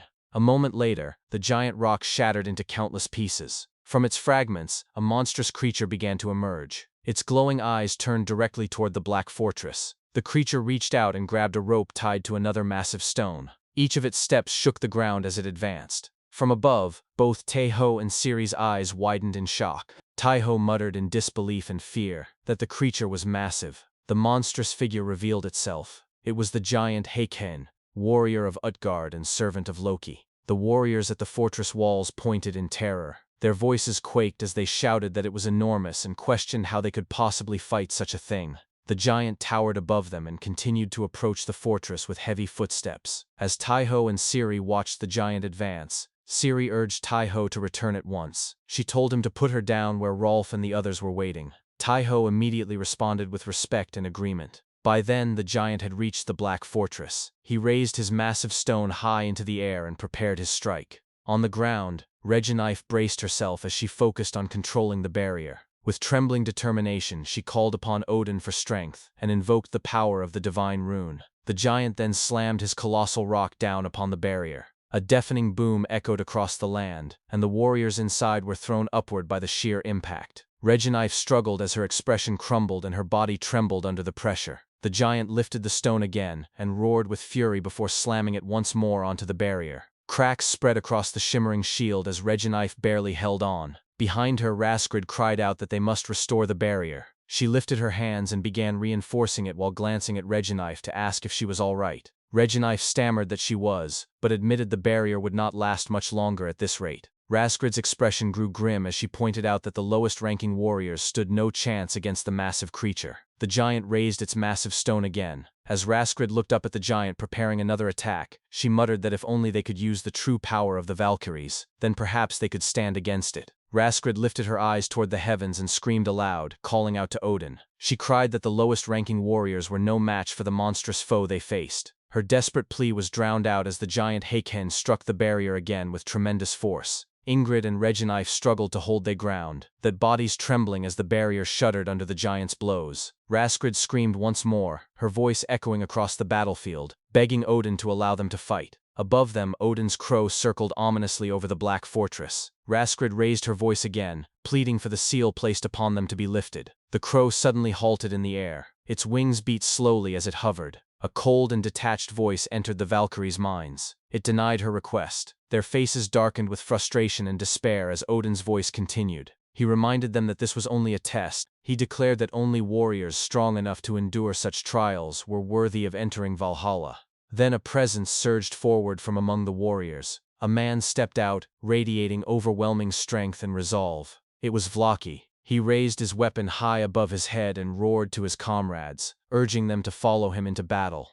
The warriors erupted in cheers. They shouted his name and rallied behind him, their voices filled with determination. Vlaki bent his body low, preparing to leap, and then launched himself skyward. His enormous axe gleamed in the air as he roared with all his might, calling upon the name of Thor. The axe came crashing down upon the giant's face. A thunderous boom rang out, shaking the battlefield. The warriors below cheered with fiery excitement, inspired by his strike. They raised their weapons and charged forward, crying out for Odin and Ullr as they hurled themselves against the towering foe. Vlaki's blow landed directly on the giant's forehead, but it did not pierce deeply enough to wound. The giant turned its massive head toward him. In a single swift motion, it swatted Vlaki away as though he were nothing more than an insect. His body was flung into the distance, powerless before the giant's strength. Meanwhile, Taeho and Captain Siri descended upon the fortress wall astride their wyvern. Siri quickly dismounted while Taeho asked what their next course of action should be. Siri, now beside Rolf, explained firmly that she and Rolf would create an opening. Taeho was to use that chance to strike. She noted that Vlaki had at least managed to create a weak point. Taeho frowned in thought and looked back at the giant. He asked where this spot could be. The giant was clutching its forehead tightly. When its hand fell away, a faint wound was revealed upon its skin. Taeho's eyes sharpened with recognition. Inwardly, he admitted she was right. There was indeed a gash on its head. He urged his wyvern forward and shouted with determination. Siri turned sharply to Rolf on the wall and declared that they needed to man the ballista. Rolf's eyes widened in surprise as he questioned her plan. Siri answered with conviction, saying that once they were in position, they would activate the sagas at the same time. Rolf's expression hardened. He asked in disbelief if it was even possible to do such a thing. As Tai-Ho guided his wyvern closer to the giant, he whispered carefully for it to hold steady, deciding it was a good spot to wait. But the moment he halted, the giant's massive eyes locked onto him. In the blink of an eye, its enormous hand swung and struck both Tai-Ho and the wyvern. The wyvern was killed instantly, its body crushed under the force. Tai-Ho was hurled through the air, slamming into the ground with brutal impact. His body bounced painfully across the dirt before sliding violently into the fortress wall, where he crashed heavily. The Valkyries maintaining the barrier gasped in horror as they witnessed his fall. Raskrid cried out his title as the warrior of Idun, her teeth clenched with frustration and dread. Without hesitation, she declared that she would leave the barrier to the others. She dashed toward Tai-Ho, shouting back to Ingrid and Regeneif that she needed to see if he still lived, for he was their only hope. At the base of the wall, the dust cleared slowly. Tai-Ho was slumped against the stone. Blood poured from his head, and his limbs were twisted and broken. Monsters prowled toward him, their snarls echoing as they closed the distance. Barely clinging to life, Tai-Ho muttered within his thoughts that he needed to stand. His vision blurred as the monsters drew closer. His body grew weaker. He whispered to himself that he felt unbearably sleepy. For a fleeting moment he wondered if this was truly the moment of his death. His mind slipped into a dream. There, in the haze of warmth, his wife Haida's voice called his name. Tai-Ho blinked in confusion as his vision cleared. He found himself inside their newlywed apartment. Haida smiled warmly and asked why he was waiting. She told him to eat. His eyes fell on the plate before him. He gasped in surprise when he recognized fragments of the golden apple upon it. Haida picked up the fragments with chopsticks, telling him that since this was his delusion anyway, she would feed him herself. Tai-Ho opened his mouth shyly and accepted the food. She praised him, calling him a good boy. As he chewed, the dream faded away. Reality returned to the battlefield, where his bloodied body consumed the golden fragments. A sudden blinding flash of golden light erupted from him, radiating outward. Raskrid, soaring above with her wing magic, was struck by the brilliance. She gasped in disbelief. She shouted aloud that it was the power of the gods, and questioned how such strength could belong to a warrior of the lowest rank. Golden aura surged around Tai-Ho as he rose to his feet. The monsters circling him froze. They argued and pointed at each other, none daring to strike first. Tai-Ho examined his body in awe. His wounds were gone. His strength overflowed. He spoke aloud in wonder, declaring that his injuries were healed and that power surged through him. The monsters leapt at him in unison. In that instant, golden light burst forth. Tai-Ho's fist swung once, and the nearest creature was sent hurtling away. He curled his lips into a determined smile, whispering to himself that this was for Haida and for Idun. From the top of the wall, Captain Siri shouted down to him, asking if he was all right. Tai-Ho responded, calling back to Rolf and Siri. Siri declared that their preparations were complete and asked if he was ready. Tai-Ho frowned, admitting that he no longer had a mount. Raskrid appeared behind him, her wings glimmering faintly. Hearing his words, she declared that he could ride her instead. Tai-Ho froze, his face flushing with embarrassment. He stammered in disbelief, demanding to know what she meant. Meanwhile, the warriors continued their charge against the giant. They hurled themselves from the wall, striking its massive body with all their might. They screamed for its death, their voices trembling with rage. Yet the giant swatted them away effortlessly, sending them flying like leaves in the wind. Tai-Ho remained stunned, still blushing from Raskrid's words. He stammered again, asking what she truly meant by letting him ride her. Raskrid released a weary sigh. She spoke a single word, Draco. Her form was engulfed in radiant light. When the brilliance faded, a majestic dragon stood before Tai-Ho. His eyes widened in disbelief as he whispered that she had transformed into a dragon. From her new form, Raskrid's voice rang out with power.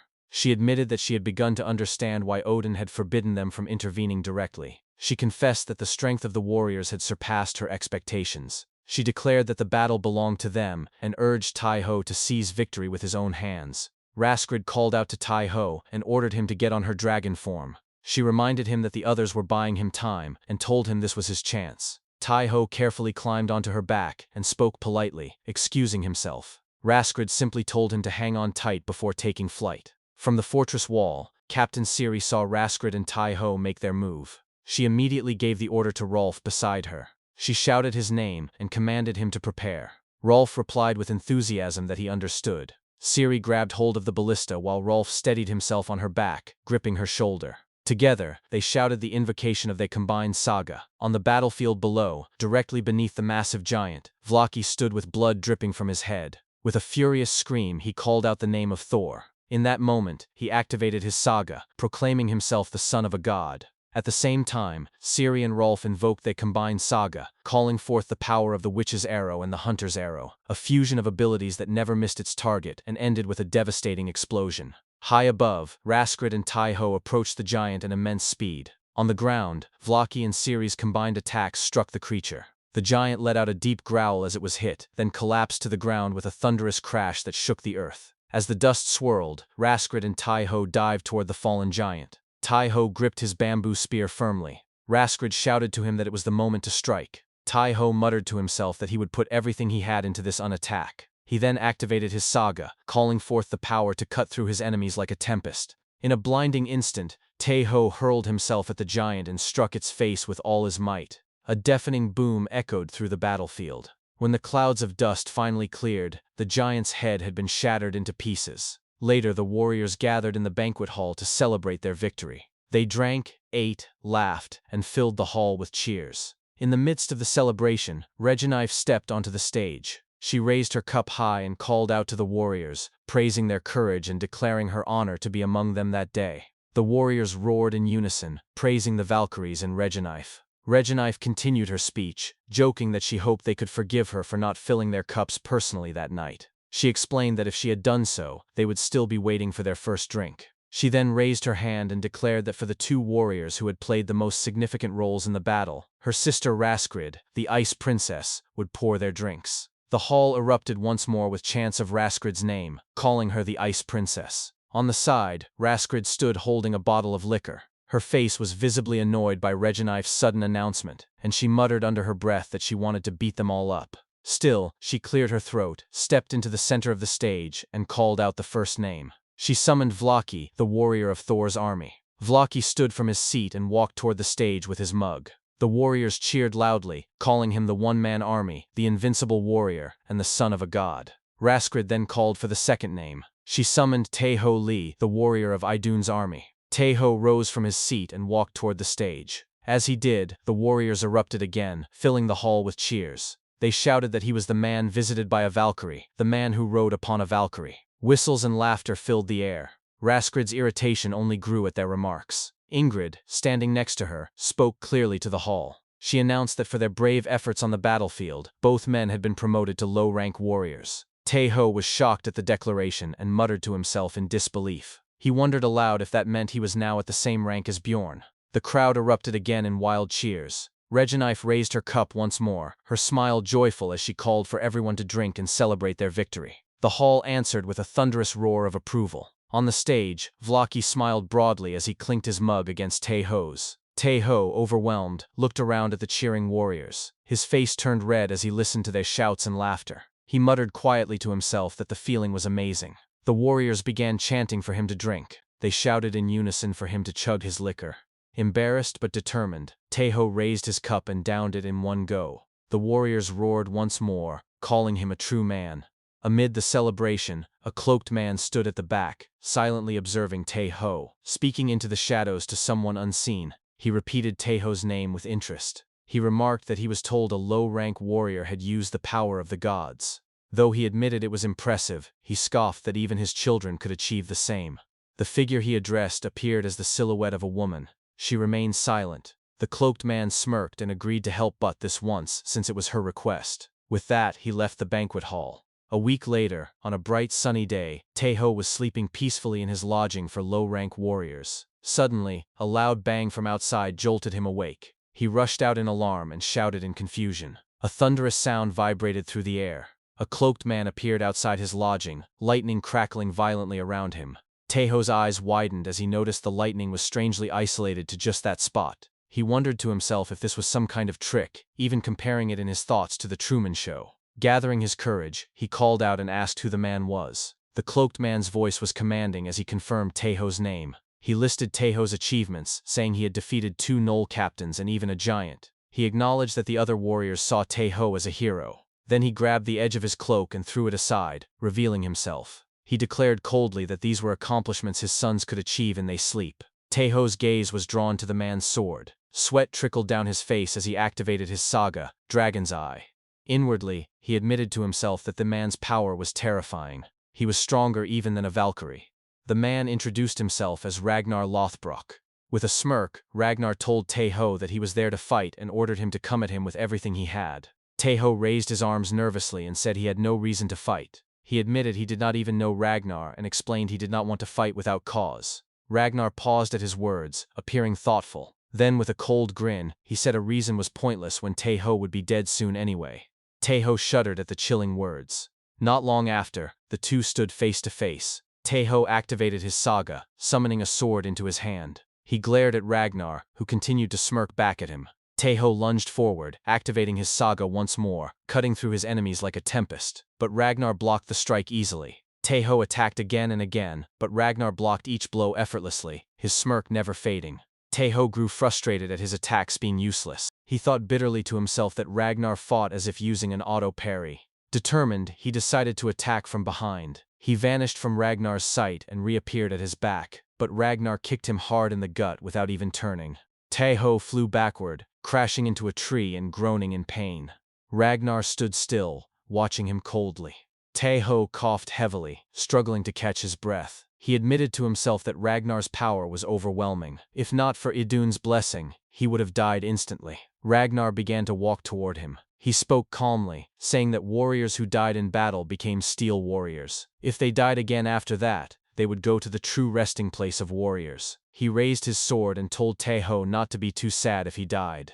Ragnar slashed through the tree where Taeho had been, but Taeho had transformed into his hawk form and soared high above. Ragnar rested his sword on his shoulder, smirking as he called up to Taeho and told him to give his all. He promised to take him head on. From above, Taeho activated his Saga once more. He dived down, shifting from hawk to human in midair, and activated another Saga. The skullbuster appeared in his hand as he smashed it down with all his might. A deafening boom echoed through the forest, but Ragnar simply caught Taeho's face with one hand. With an amused grin, Ragnar told him that his skills were interesting but not enough. He demanded Taeho draw out more of his power, warning him he might truly die otherwise. Then Ragnar smashed Taeho's head against the ground and tossed his sword aside. Clenching his fist, he told Taeho if he understood what it meant to be a warrior. Red aura radiated from his fist as he punched Taeho hard in the face, shaking the ground and trees. Taeho lay silent as Ragnar stepped back. Ragnar asked if that was all Taeho had, his tone filled with disappointment. He picked up his sword again, rested it on his shoulder, and looked to the sky, muttering about Taeho's supposed discerning eye. Suddenly, an explosion of golden light erupted from behind Ragnar. He turned to see Taeho standing slowly, his entire body glowing with divine radiance. Ragnar admitted with narrowed eyes that Taeho truly could wield the power of the gods. He remarked that some goddess clearly had immense faith in him.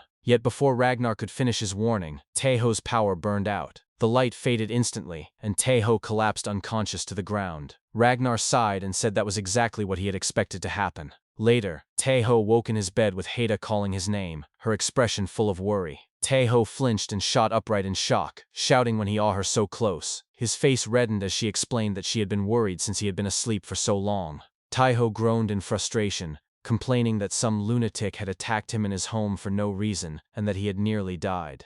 He raised his head mid-sentence and froze. Ragnar was standing inside the room, smirking.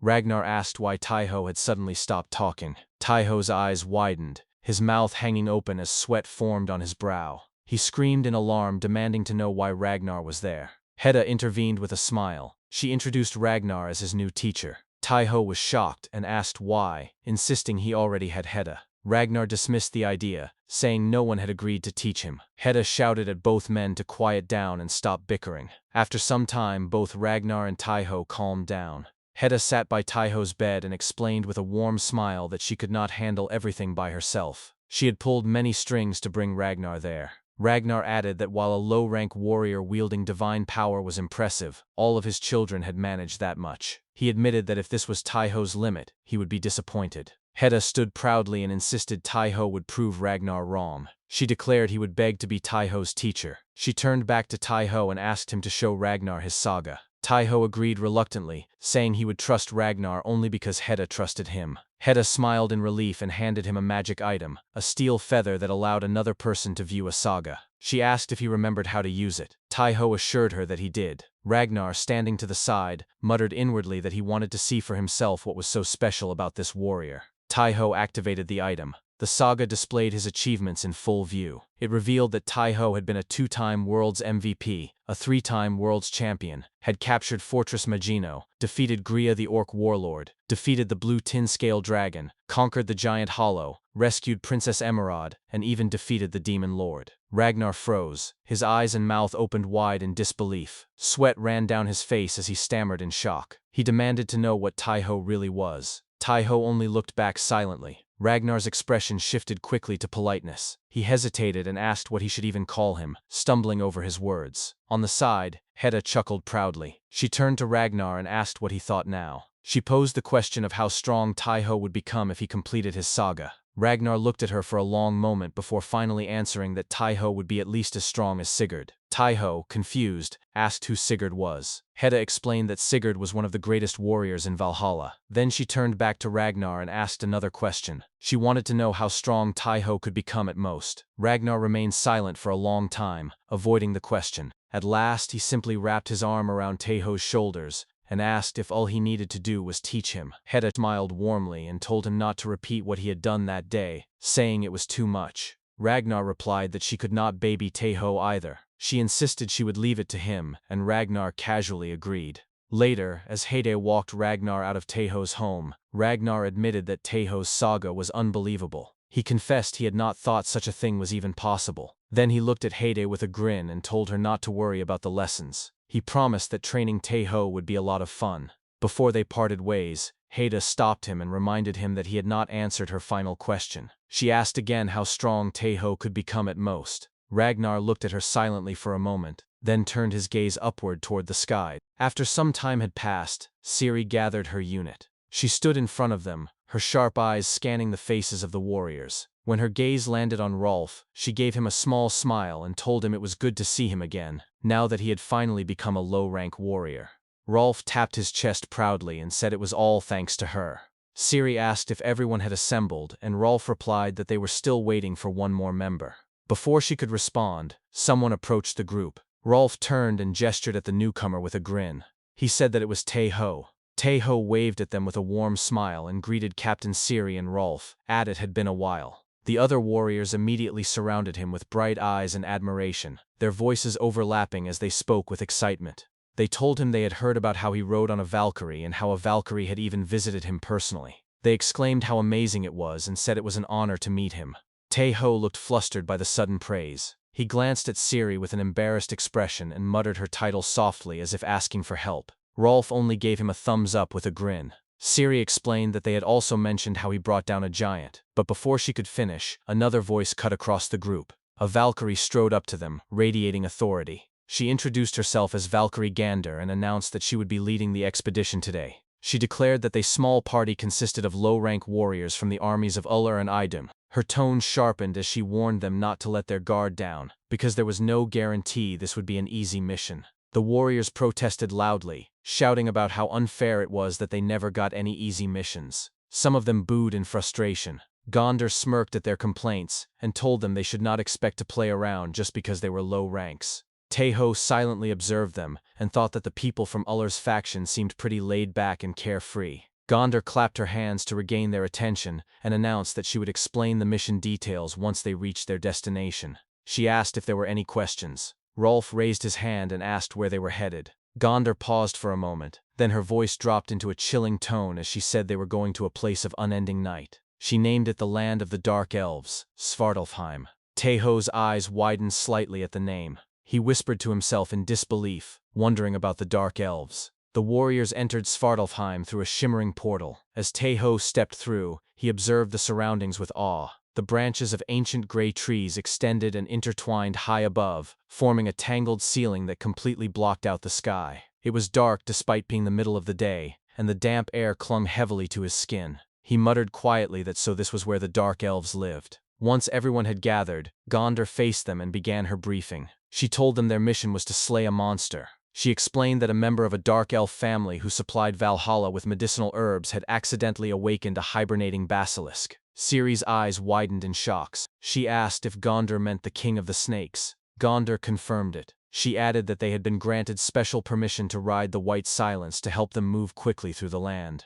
The warriors cheered loudly at the mention of the White Silence. They shouted in excitement, saying how awesome it was and how they had always wanted to ride one.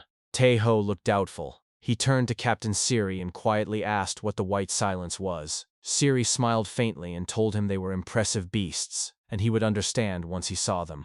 A short while later, a pack of massive white wolves emerged from the mist. Each wolf bore a shining stone jewel on its forehead. The warriors yelled in amazement at their size. Taeho stared at them with wide eyes and thought they were incredibly cool. They mounted the wolves and began riding through the dense forest. Taeho's heart raced with excitement as the wind rushed past him. He thought it felt like he was gliding on a cloud, swift and silent.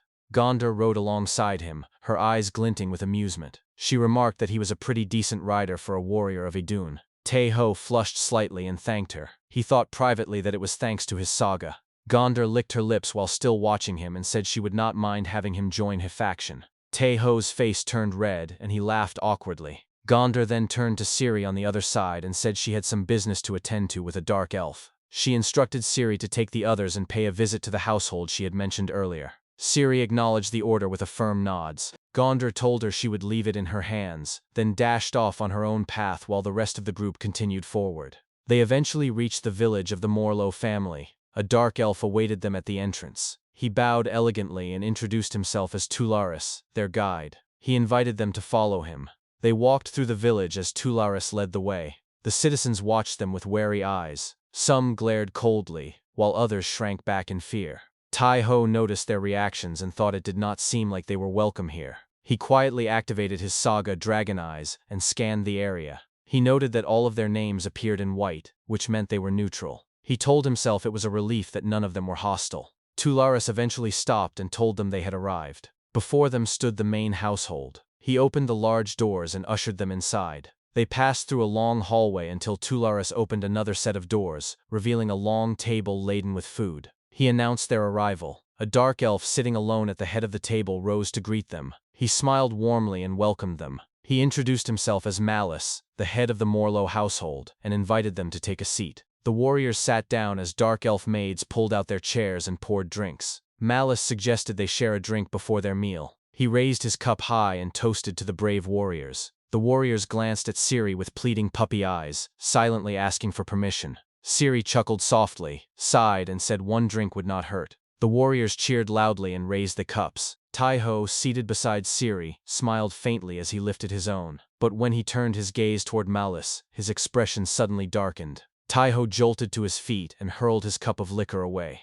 The warriors froze in shock as he knocked over all of their cups in a single motion. Without a word, he spun and sprinted toward the door, shouting Ciri's name. Ciri instantly understood and shouted for everyone to move. Malice's smile vanished. He roared an order to seal the gates. The warriors rushed out of the first door. Taeho's eyes glowed faintly as he activated his dragon eyes and scanned the area. He shouted that there were enemies above them, armed with bows. The archers from above aimed and fired. The warriors raised their shields to block the arrows, while Taeho dashed through the open courtyard, weaving between the projectiles. Two elves rushed to shut the main door, but Taeho was faster. He kicked both of them aside, slamming them against the doors as he burst through. Inside, Malice stood trembling. His teeth ground together as his hands clutched the table. He muttered in disbelief, demanding to know how Taeho had figured it out. He insisted there had been nothing to give them away. In truth, Malice was not merely a dark elf noble. He was Dark Elf Malice, servant of Utgard Loki. Outside, the rest of the warriors regrouped. Ciri blew her whistle sharply, and the White Silence wolves came racing toward them. She shouted for everyone to mount up.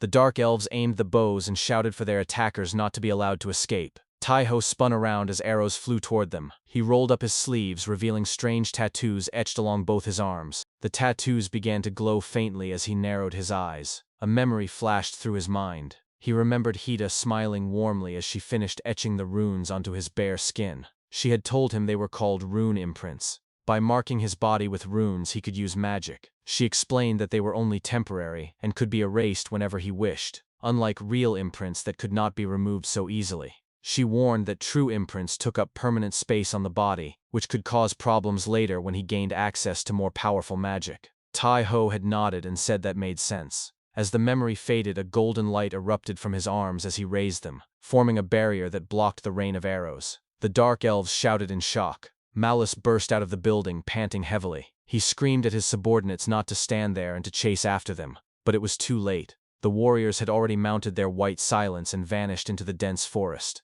Malice fell to his knees, trembling violently. His voice cracked with rage as he cursed, demanding how he was supposed to explain this failure. Deep in the forest, the warriors dismounted and rested. One of the warriors said they should be safe here and ordered everyone to check their wounds. Some of the warriors groaned in pain as arrows were pulled from their flesh. One of them licked the blood from an arrowhead and remarked that it was laced with an incredible amount of poison, enough to kill an ordinary person instantly. Another warrior asked Ciri if they could rest for a bit to treat their injuries. Ciri's eyes swept over them coldly. She mounted one of the white silence and told them they would have to tend to their wounds while moving. They could not stay here, and they should not lower their guard until they regrouped with Gander. Meanwhile, back at the Morlow household, Malice knelt trembling before a shadowy figure. The menacing teen spoke coldly, telling Malice he had failed. Malice pressed his forehead to the floor and begged desperately for a chance to use the basilisk, insisting that with their help he could still succeed. The being cut him off sharply. It said Malice was not capable enough and that it had already prepared something in case that happened. It stated that its chosen warrior should be arriving shortly. Back in the forest, as they rode their white silence, Rolf spoke to Tai-ho. He asked if Tai-ho had realized Malice was an enemy because of his saga.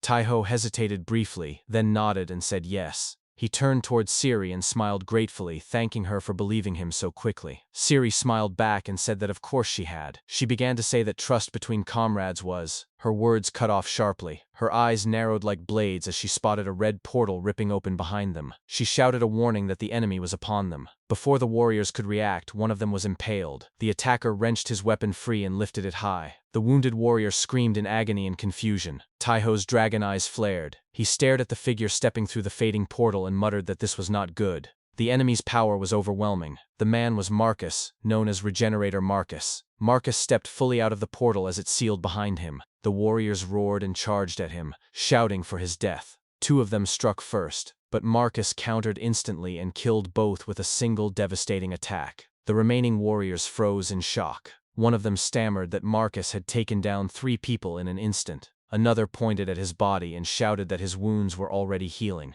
Ciri's eyes widened as she recognized it. She yelled that he was a regenerator. Tai-ho's breath caught. He repeated the word in disbelief. Ciri vaulted onto her white silence and screamed for everyone to mount up. They scrambled to obey, but Marcus lunged forward. His right arm twisted and elongated, transforming into a mass of writhing snakes. He lashed out, striking down 2 warriors while Ciri barely dodged. She fell from her mount as Marcus rushed at her. Ciri's eyes sharpened as she rolled and fired her saga, loosing a barrage of arrows that pierced Marcus's flesh. But he did not slow. He lunged at her. Ciri cursed and drew her dagger. She blocked his attack, but he immediately followed with a brutal kick to her face that sent her flying. Rolf roared in anger and fired an attack at Marcus. It landed, and he dashed forward to grab Ciri and carry her to safety. Marcus brushed off Rolf's attack with ease and turned to strike him. Rolf froze in place, but before Marcus's blow could land, something blurred from above. Tai-ho dropped from the air, weapon raised. He clashed against Marcus's arm and stopped the attack cold. Sparks flew as they weapons locked. Tai-ho glared directly into Marcus's eyes with unwavering determination. He declared that Marcus's fight was with him. Marcus smirked at Tai-ho, then his arm twisted unnaturally and burst forth into a writhing mass of serpents that lunged at Tai-ho with gaping fangs and venom dripping from their jaws. Tai-ho reacted without hesitation, slashing through every snake with swift, clean cuts of his blade. As he fought, he thought to himself that Marcus was no longer avoiding his attacks, and if that was the case, then he would press his advantage. His sword began to glow with a golden aura, radiating power and heat. He lunged forward with all his strength and drove the blade deep into Marcus's gut. The impact sent a shockwave rippling through the air. Nearby, Rolf and Ciri watched the battle unfold with bated breath. Rolf shouted aloud that it was a solid strike, but warned that Marcus would just heal himself back like always. Marcus turned slowly to face Tai-ho, his smirk still lingering on his lips. But as he met Tai-ho's glowing eyes, the smirk faded, replaced by a sharpened gaze filled with sudden wariness. Tai-ho's eyes burned with golden light, and Marcus seemed to sense that something was different. Taiho recalled a conversation he once had with Ragnar. Ragnar had told him that his power was not just for healing, he could also suppress the blessings and abilities of other beings. Ragnar had warned him that constantly using the power of the gods was foolish and reckless. He needed to be smarter in battle. He should only activate that power at the moment of attack, to maximize its effect and conserve his energy. The memory faded, and Taiho looked down at the pool of dark blood forming beneath Marcus's feet. Marcus followed his gaze, and his expression twisted into shock as he realized his wound was not healing. The flesh around the gash remained torn and bleeding. His regeneration had been suppressed. Taiho shifted into a battle stance and yelled at Marcus that he was coming for him.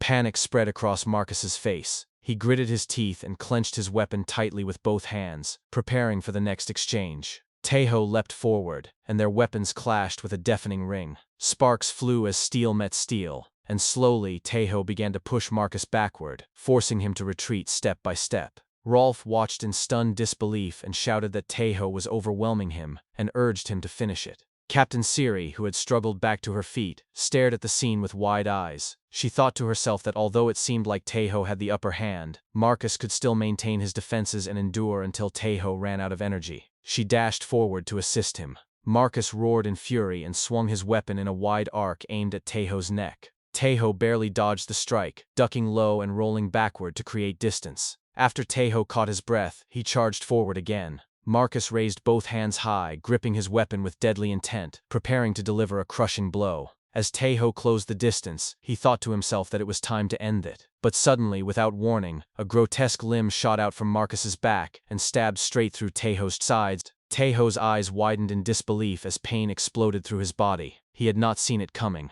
Marcus grinned wickedly and lunged forward to finish him off. But before the killing blow could land, Captain Siri threw herself bodily into Marcus's path, slamming into him with enough force to knock him off balance and disrupt his attack. She gasped for breath and declared that while she might not be able to hurt him, she could still push him back. Taiho, though wounded and bleeding, remained standing. He locked eyes with Marcus and, without hesitation, drove his sword deep into Marcus's body again. Marcus groaned in agony as blood spilled from his lips. Taiho said with fierce resolve that there was more where that came from. He activated his Saga Blade of the Warrior and summoned the Skull Buster. A massive spectral hammer materialized inside Marcus's body, and with a thunderous explosion, Marcus's form burst apart in a shower of gore and black mist. Back at the Morlow household, the menacing being sensed the moment of Marcus's death. His eyes snapped open, and he growled in disbelief and rage. He demanded to know how this could be possible, that Regenerator Marcus had been slain. He turned to Malice and ordered him to halt the execution.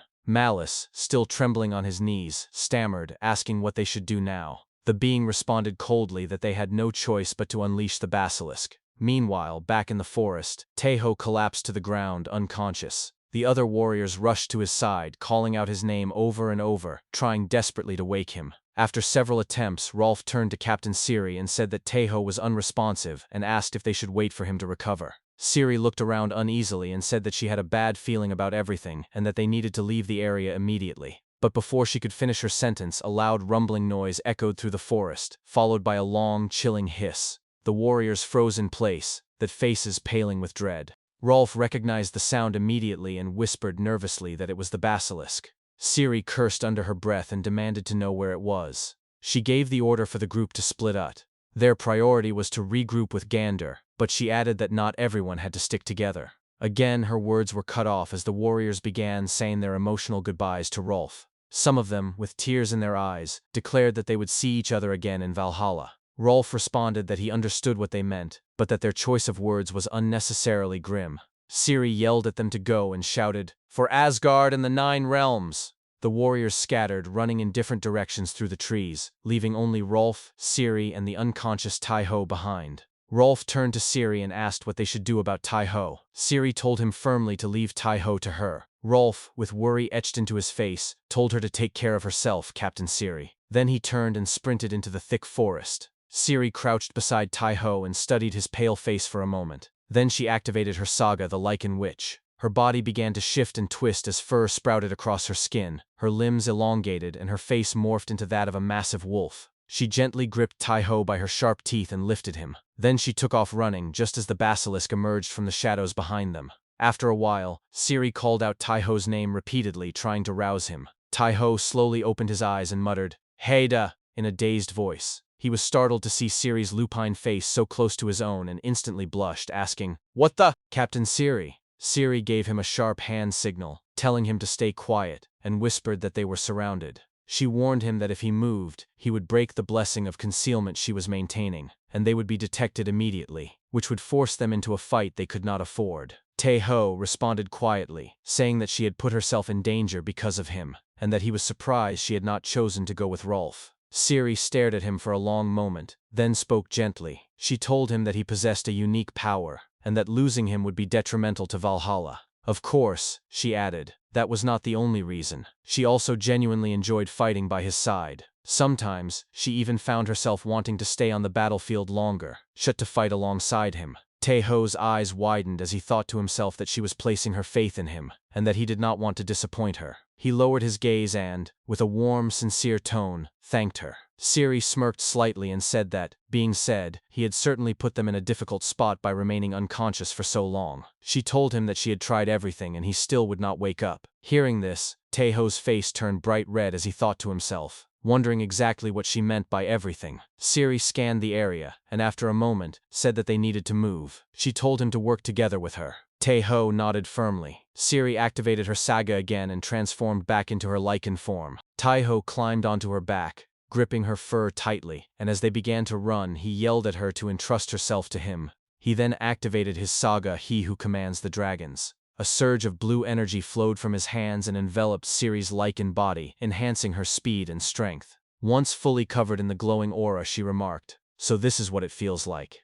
As they raced forward through the trees, they saw a swarm of snakes lurking in the shadows. Siri yelled a warning that there were many of them. Tae-ho drew his sword and smoothly slashed through the snakes, blocking their path. When more snakes lunged at them from the undergrowth, he sliced and slashed them down, shouting the names of his techniques: vertical slash, horizontal slash, cross slash. After cutting down several waves of snakes, Tae-ho suddenly noticed something ahead and yelled that a giant was coming right for them. The ground began to shake violently, and the sound of snapping trees grew louder. Then, with a deafening crash, a colossal serpent, the basilisk, burst through the foliage and loomed before them, its scales glinting like polished stone. Siri looked up at Tae-ho and warned him that the basilisk could paralyze its prey with its gaze, and told him not to make eye contact. The basilisk wasted no time and lunged at Tae-ho with terrifying speed. Tae-ho jumped high into the air, dodging the strike as the basilisk's massive head slammed into the earth below. He landed back on Siri's back, and they skidded to a halt, turning to face the beast. Tae-ho screamed aloud, declaring, "Here we go, Captain Siri."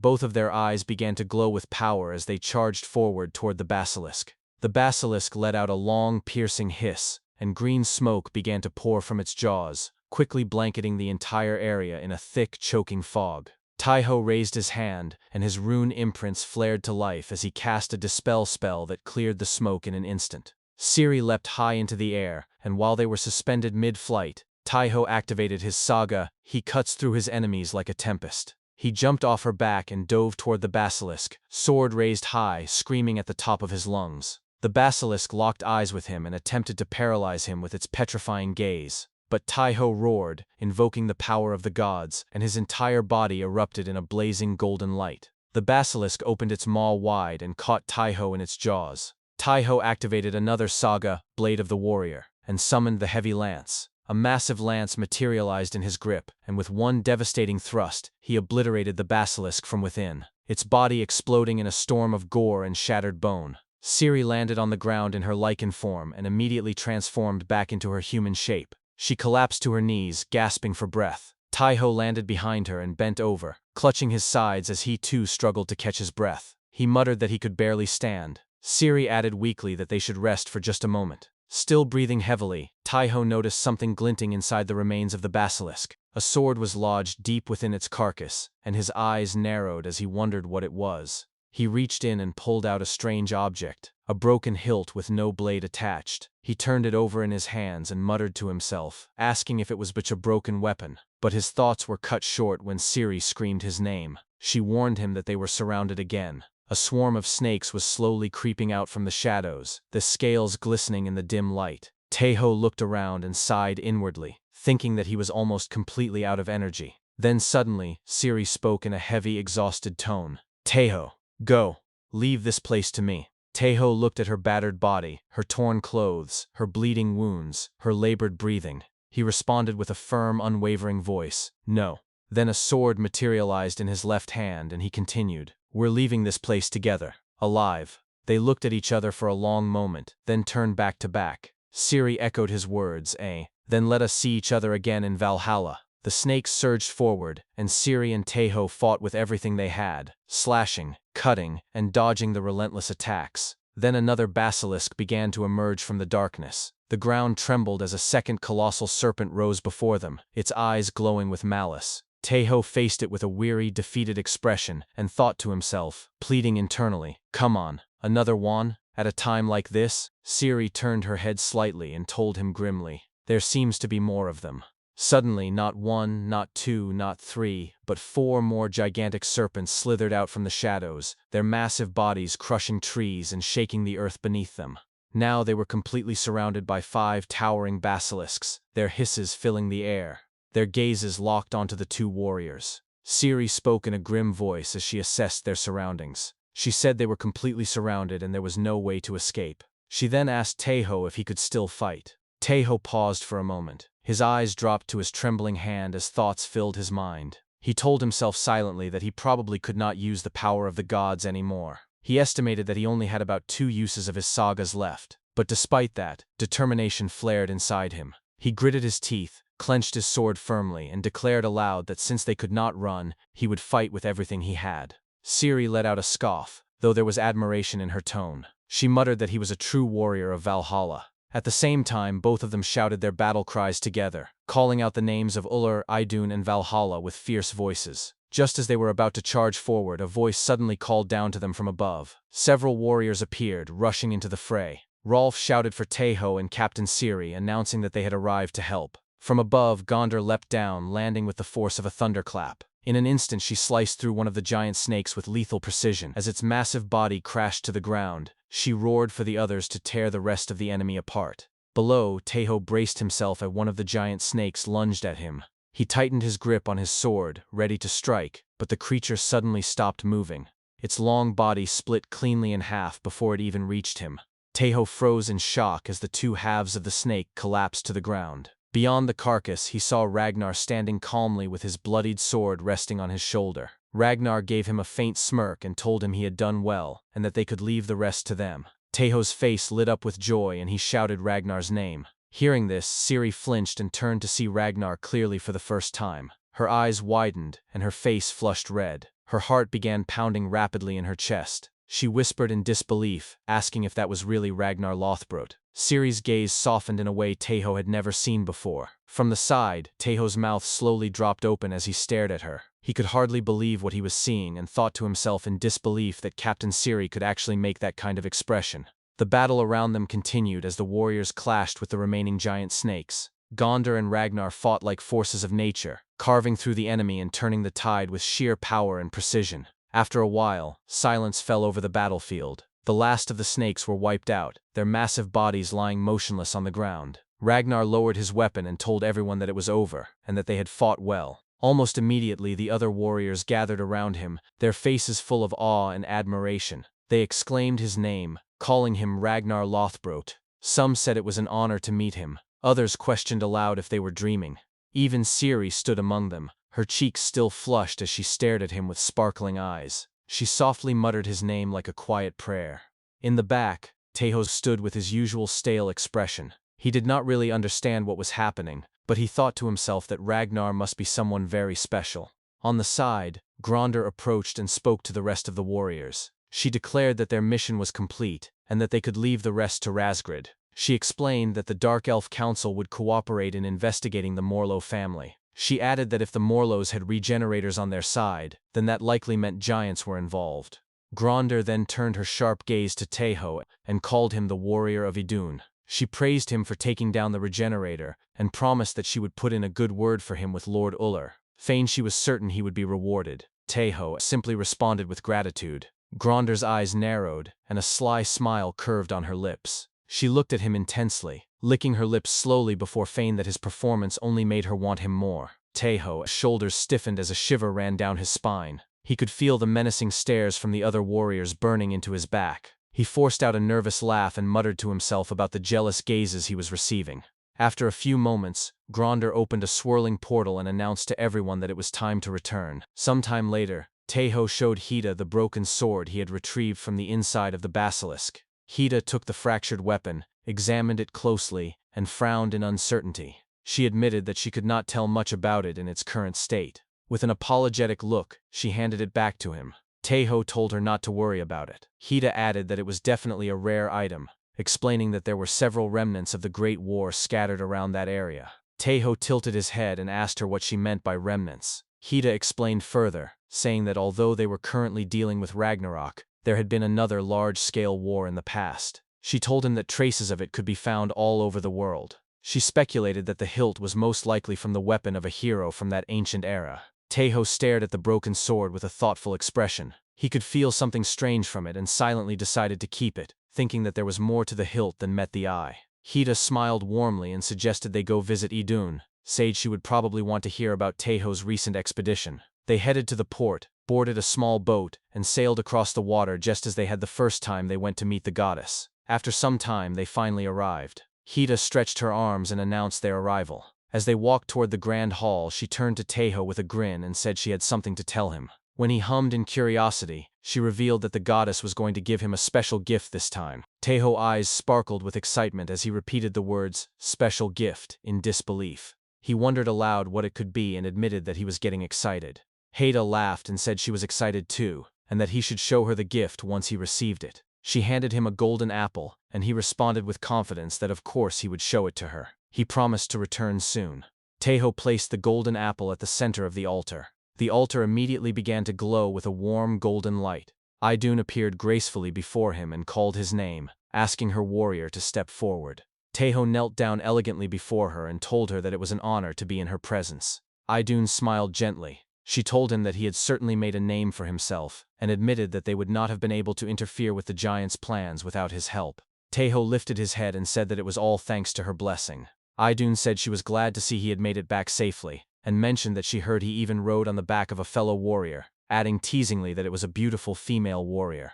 Taeho's face instantly turned red as he frantically denied it, stammering. Idun giggled at his reaction before continuing. She told him that he deserved a reward for completing such a successful expedition.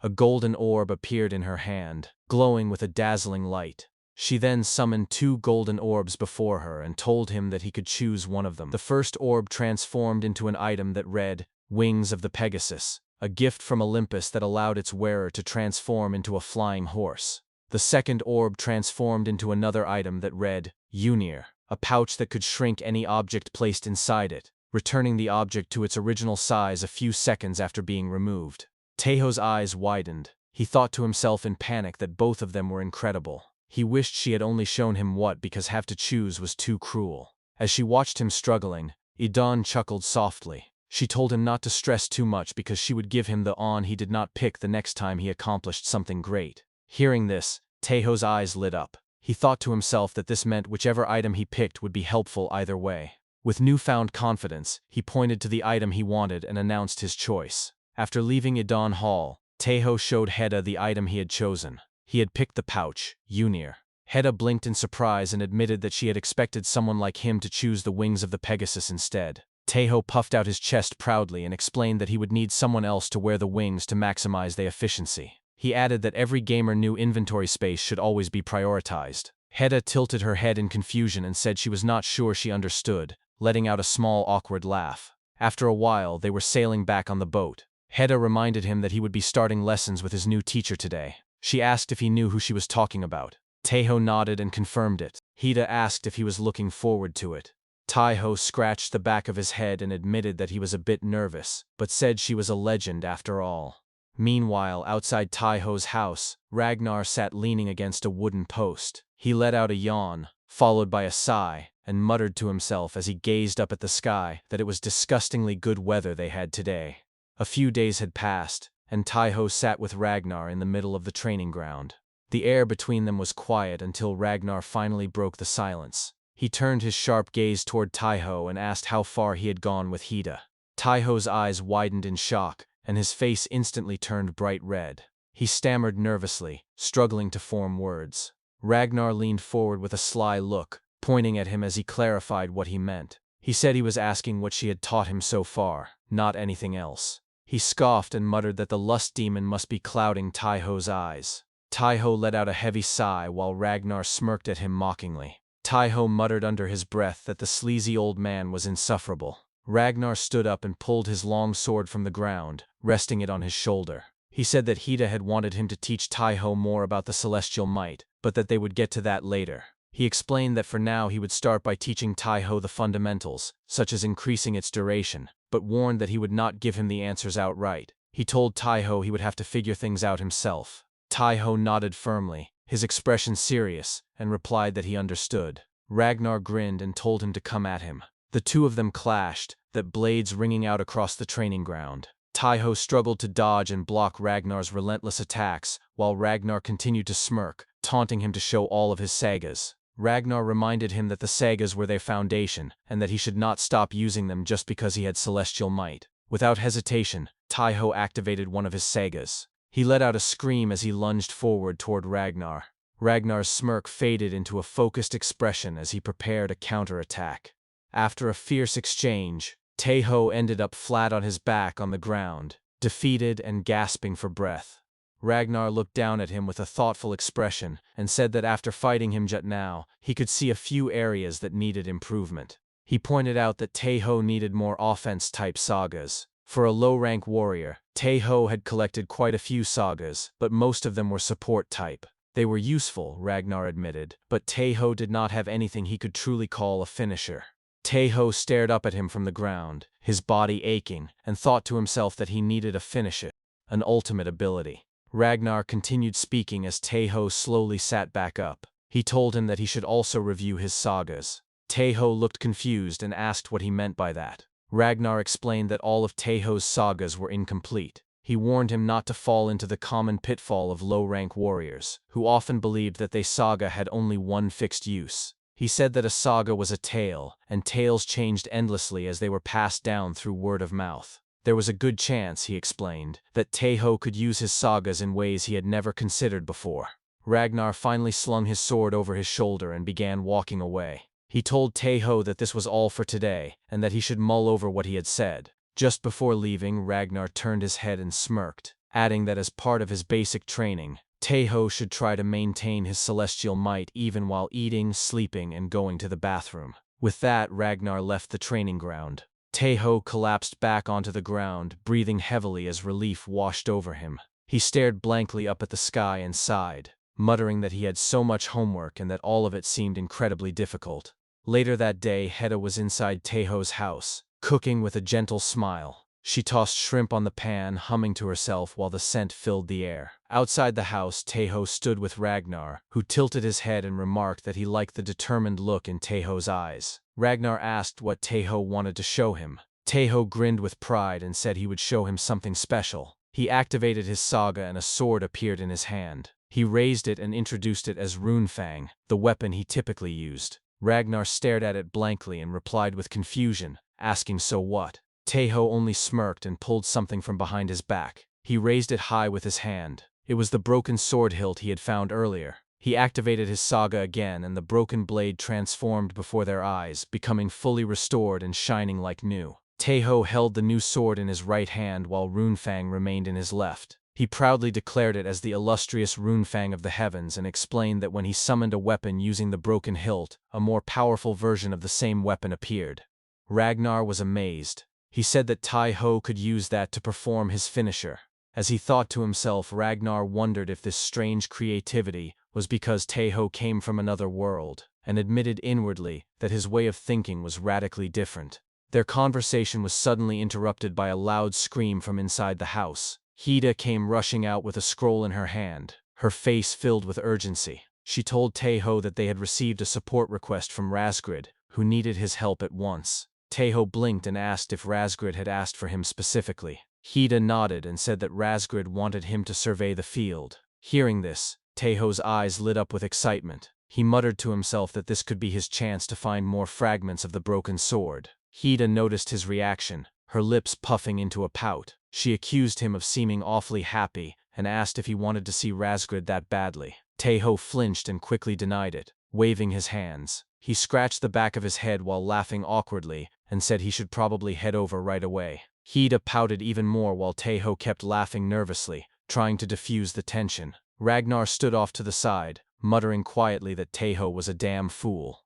Far away, deep within a galactic spiderweb, a monstrous claw tapped the strands of silk. A butterfly-like creature with shimmering wings drifted closer behind the enormous being at the web's center. She spoke softly to it, calling it Lord Avalt, and reported that the giant of strength was on the move. Lord Avalt slowly turned his humongous head and rumbled that he had noticed. He said the forces of Harad, the giant of strength, were on their way to Svartalfheim. He smirked while the butterfly creature giggled beside him. He said this would be quite exciting, and that he was sure it would be a spectacular show. The scene shifted to Svartalfheim, where a young warrior greeted the arriving forces. He introduced himself as Tostin, a low-rank warrior of the Odin faction. He welcomed Captain Siri, her unit, and Taeho, who had just stepped through the portal. Tostin said he would guide them to the camp and announced that they had prepared black horses for them. He urged them to follow quickly.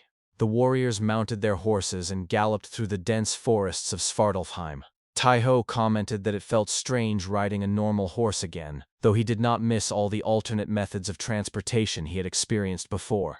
Captain Siri laughed beside him and said he was starting to sound like a true warrior of Valhalla. Taeho then glanced at Rolf, who wore a gloomy expression, and asked what was wrong with him. Siri replied that it had been supposed to be Rolf's day off. Tostin looked back and shouted for them to pick up the pace as they neared the excavation site. The group sped up. Suddenly, the echo of a horn cut through the forest. Taeho's eyes widened and he exclaimed in alarm. One of the warriors shouted that it was the enemy. Siri immediately ordered them to break through their ranks. The warriors smashed through the smaller monsters with ease as they rode. A sudden screech echoed from above. The warriors looked up and cried out in frustration as harpies descended from the sky. One of them yelled that it was too late to draw their bows. The harpies dove and clawed at them, forcing them to fight at close range. Siri slashed through several harpies while Rolf gritted his teeth and shouted that they were completely surrounded. Taeho pulled out the broken hilt. As the harpies swarmed in, a sudden flash of golden light burst from him,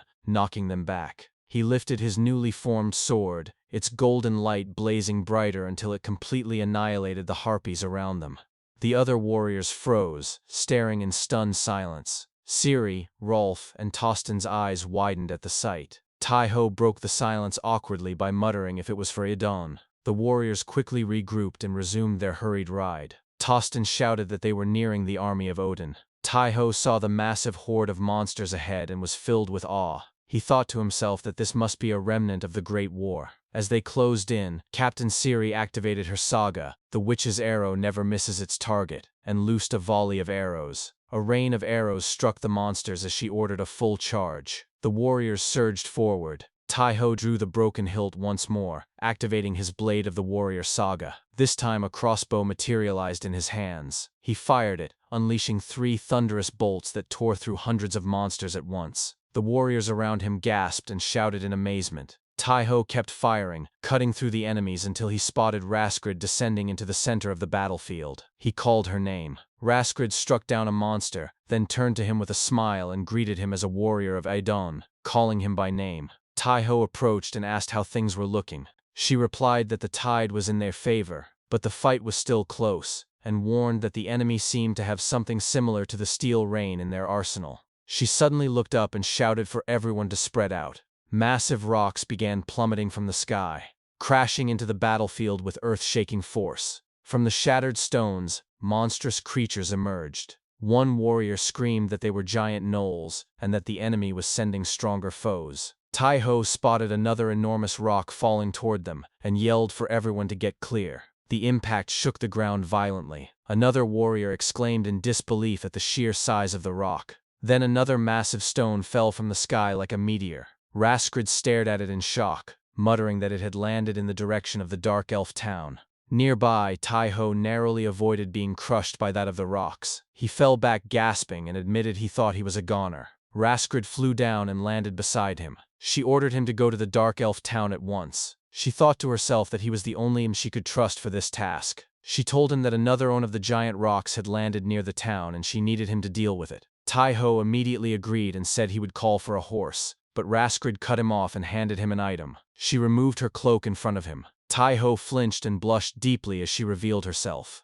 She told him it was the cloak of dragonflight and instructed him to put it on someone he trusted. Taiho considered who to give it to.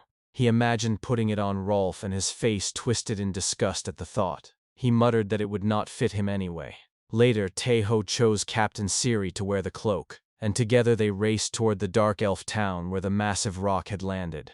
Siri took on her lichen form, now bearing wings, and soared ahead as Taiho urged her to go full speed.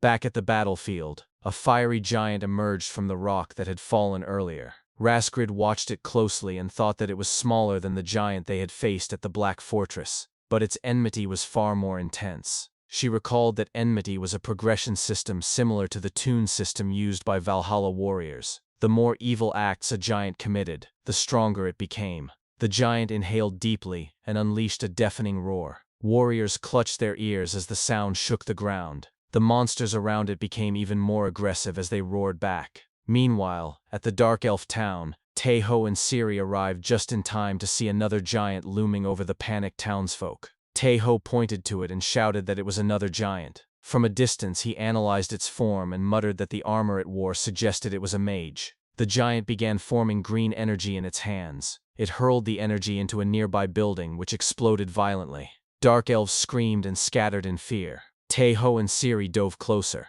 Taiho said they needed to draw its attention. Taiho hurled his heavy lance at the giant, but the weapon struck an invisible barrier that shimmered around its body. He gasped and muttered in shock that it had a barrier. The giant slowly turned its gaze toward him. Taiho said grimly that it seemed they had its attention.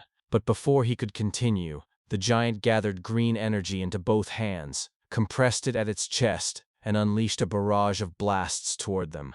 Taiho and Siri sprinted away as explosions tore through the trees and buildings. From above, he looked down at the destruction and thought frantically that the town was going to be destroyed at this rate. He knew they could not drag the fight out any longer. He told himself to think, to come up with some way to defeat it, as the screams and chaos thundered below. Elsewhere, high in the snowy mountains, a cold wind howled across jagged cliffs. At the very tip of one of the peaks stood a dark throne carved from ancient stone. Perched upon it sat a figure, their presence radiating both arrogance and power. From the distant skies, a monstrous bird descended through the swirling snow. The creature flapped its wings and it perched delicately on the extended finger of the figure sitting on the throne. The figure slowly raised its voice. It addressed the bird as if speaking through it, their voice echoing in the frozen silence. They called Lord Avalt a foolish coward, accusing him of tugging at his webs like a rat hiding in the dark. They mocked him for plotting from the shadows and using the Dark Elves as pawns. They demanded to know if he was truly that afraid of Valhalla. The figure bit the cork from a bottle, then plucks it open. The tone grew sharper as it poured the liquor into a cup. The figure said they were sick of how things were and that to secure the seed, there was a far more powerful and certain way available to them. A slow, cruel smirk spread across the figure's lips as its voice deepened with menace. The figure said the answer was simple. They would destroy everything and burn it all to the ground. If they annihilated everything until they found the seed, then the age that Valhalla called the Great War could return. They declared that they would bring back that era of glory. This figure was revealed to be Harad, the giant of strength, one of the 5 fingers of the mage king Utgard Loki. Meanwhile, back at the burning town of the Dark Elves, Taiho Lee and Captain Siri continued to dodge the armored giant's relentless barrage of magical attacks. The ground erupted with explosions as green energy rained down around them. Taiho gritted his teeth and shouted in frustration that he was getting sick and tired of the giant, and asked if it thought it was the only one with projectiles. Annoyed, he hurled several heavy lances at the monster, yelling for it to eat them. Each lance struck, but the shimmering barrier surrounding the giant absorbed the blows with ease. The giant did not even flinch. Taiho did not stop. He and the giant exchanged relentless attacks, clashing magic and steel while the ruined town crumbled beneath them. Siri, in her towering lichen form with wings stretched wide, glanced at him and growled that this was pointless. Taiho shouted back that this was video game logic, explaining that a magic barrier usually disappeared after absorbing a certain amount of damage. He said that when it tried to reform its barrier, that would be their opening to strike. Elsewhere on the main battlefield, Raskrid faced the flame giant that had emerged from the massive rock. The towering creature glared down at her while molten fire dripped from its limbs. Raskrid stared back menacingly and thought to herself that it was a formidable opponent. The giant clenched its flaming fist, and Raskrid slid one foot to the side as she prepared her stance. With a burst of power, she leapt high into the air toward the giant. The flame giant swung its colossal fist down at her, and the two forces collided mid-air with a deafening explosion. A massive shockwave burst outward, flattening the battlefield below as the echo of their clash rolled across the land. Back in the Dark Elf town, Tai-Ho's patience began to snap. He yelled through gritted teeth that if they did not find an opening soon, there would be nothing left of the town.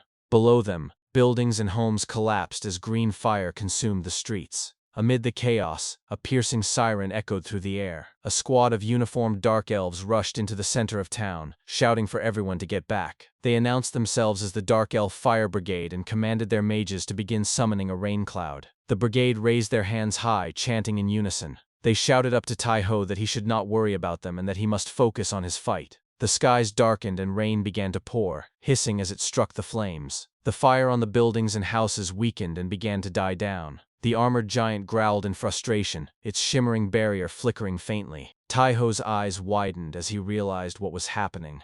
He shouted that the rain was weakening its barrier and thanked the Dark Elf Fire Brigade. He hurled another heavy lance and cried out that they had to attack before the barrier regenerated. He ordered Ciri to follow the spear and go full speed ahead. Tai-Ho gripped the broken hilt tightly and thought of Ragnar's words about needing a finishing blow. He resolved to use it. The broken hilt transformed into a massive lance as his synchro rate rose from 17% to 18%. He muttered to himself the name of the legendary technique once used by the Dragon Knight Karstead, the Draconic Ballista. He activated a new saga, declaring it as the Ballista of the Dragon. He launched the attack toward the giant with a thunderous roar. The blazing lance struck and tore through the monster's chest, blowing a massive hole through its body. The giant let out an ear-splitting groan of pain.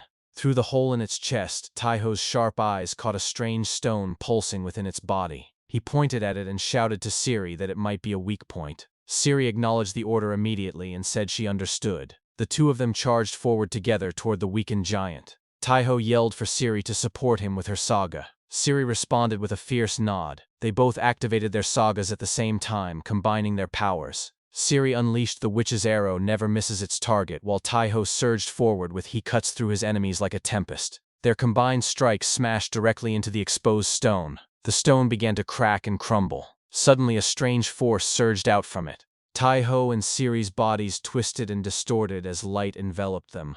Tai-Ho cried out in confusion, demanding to know what was happening.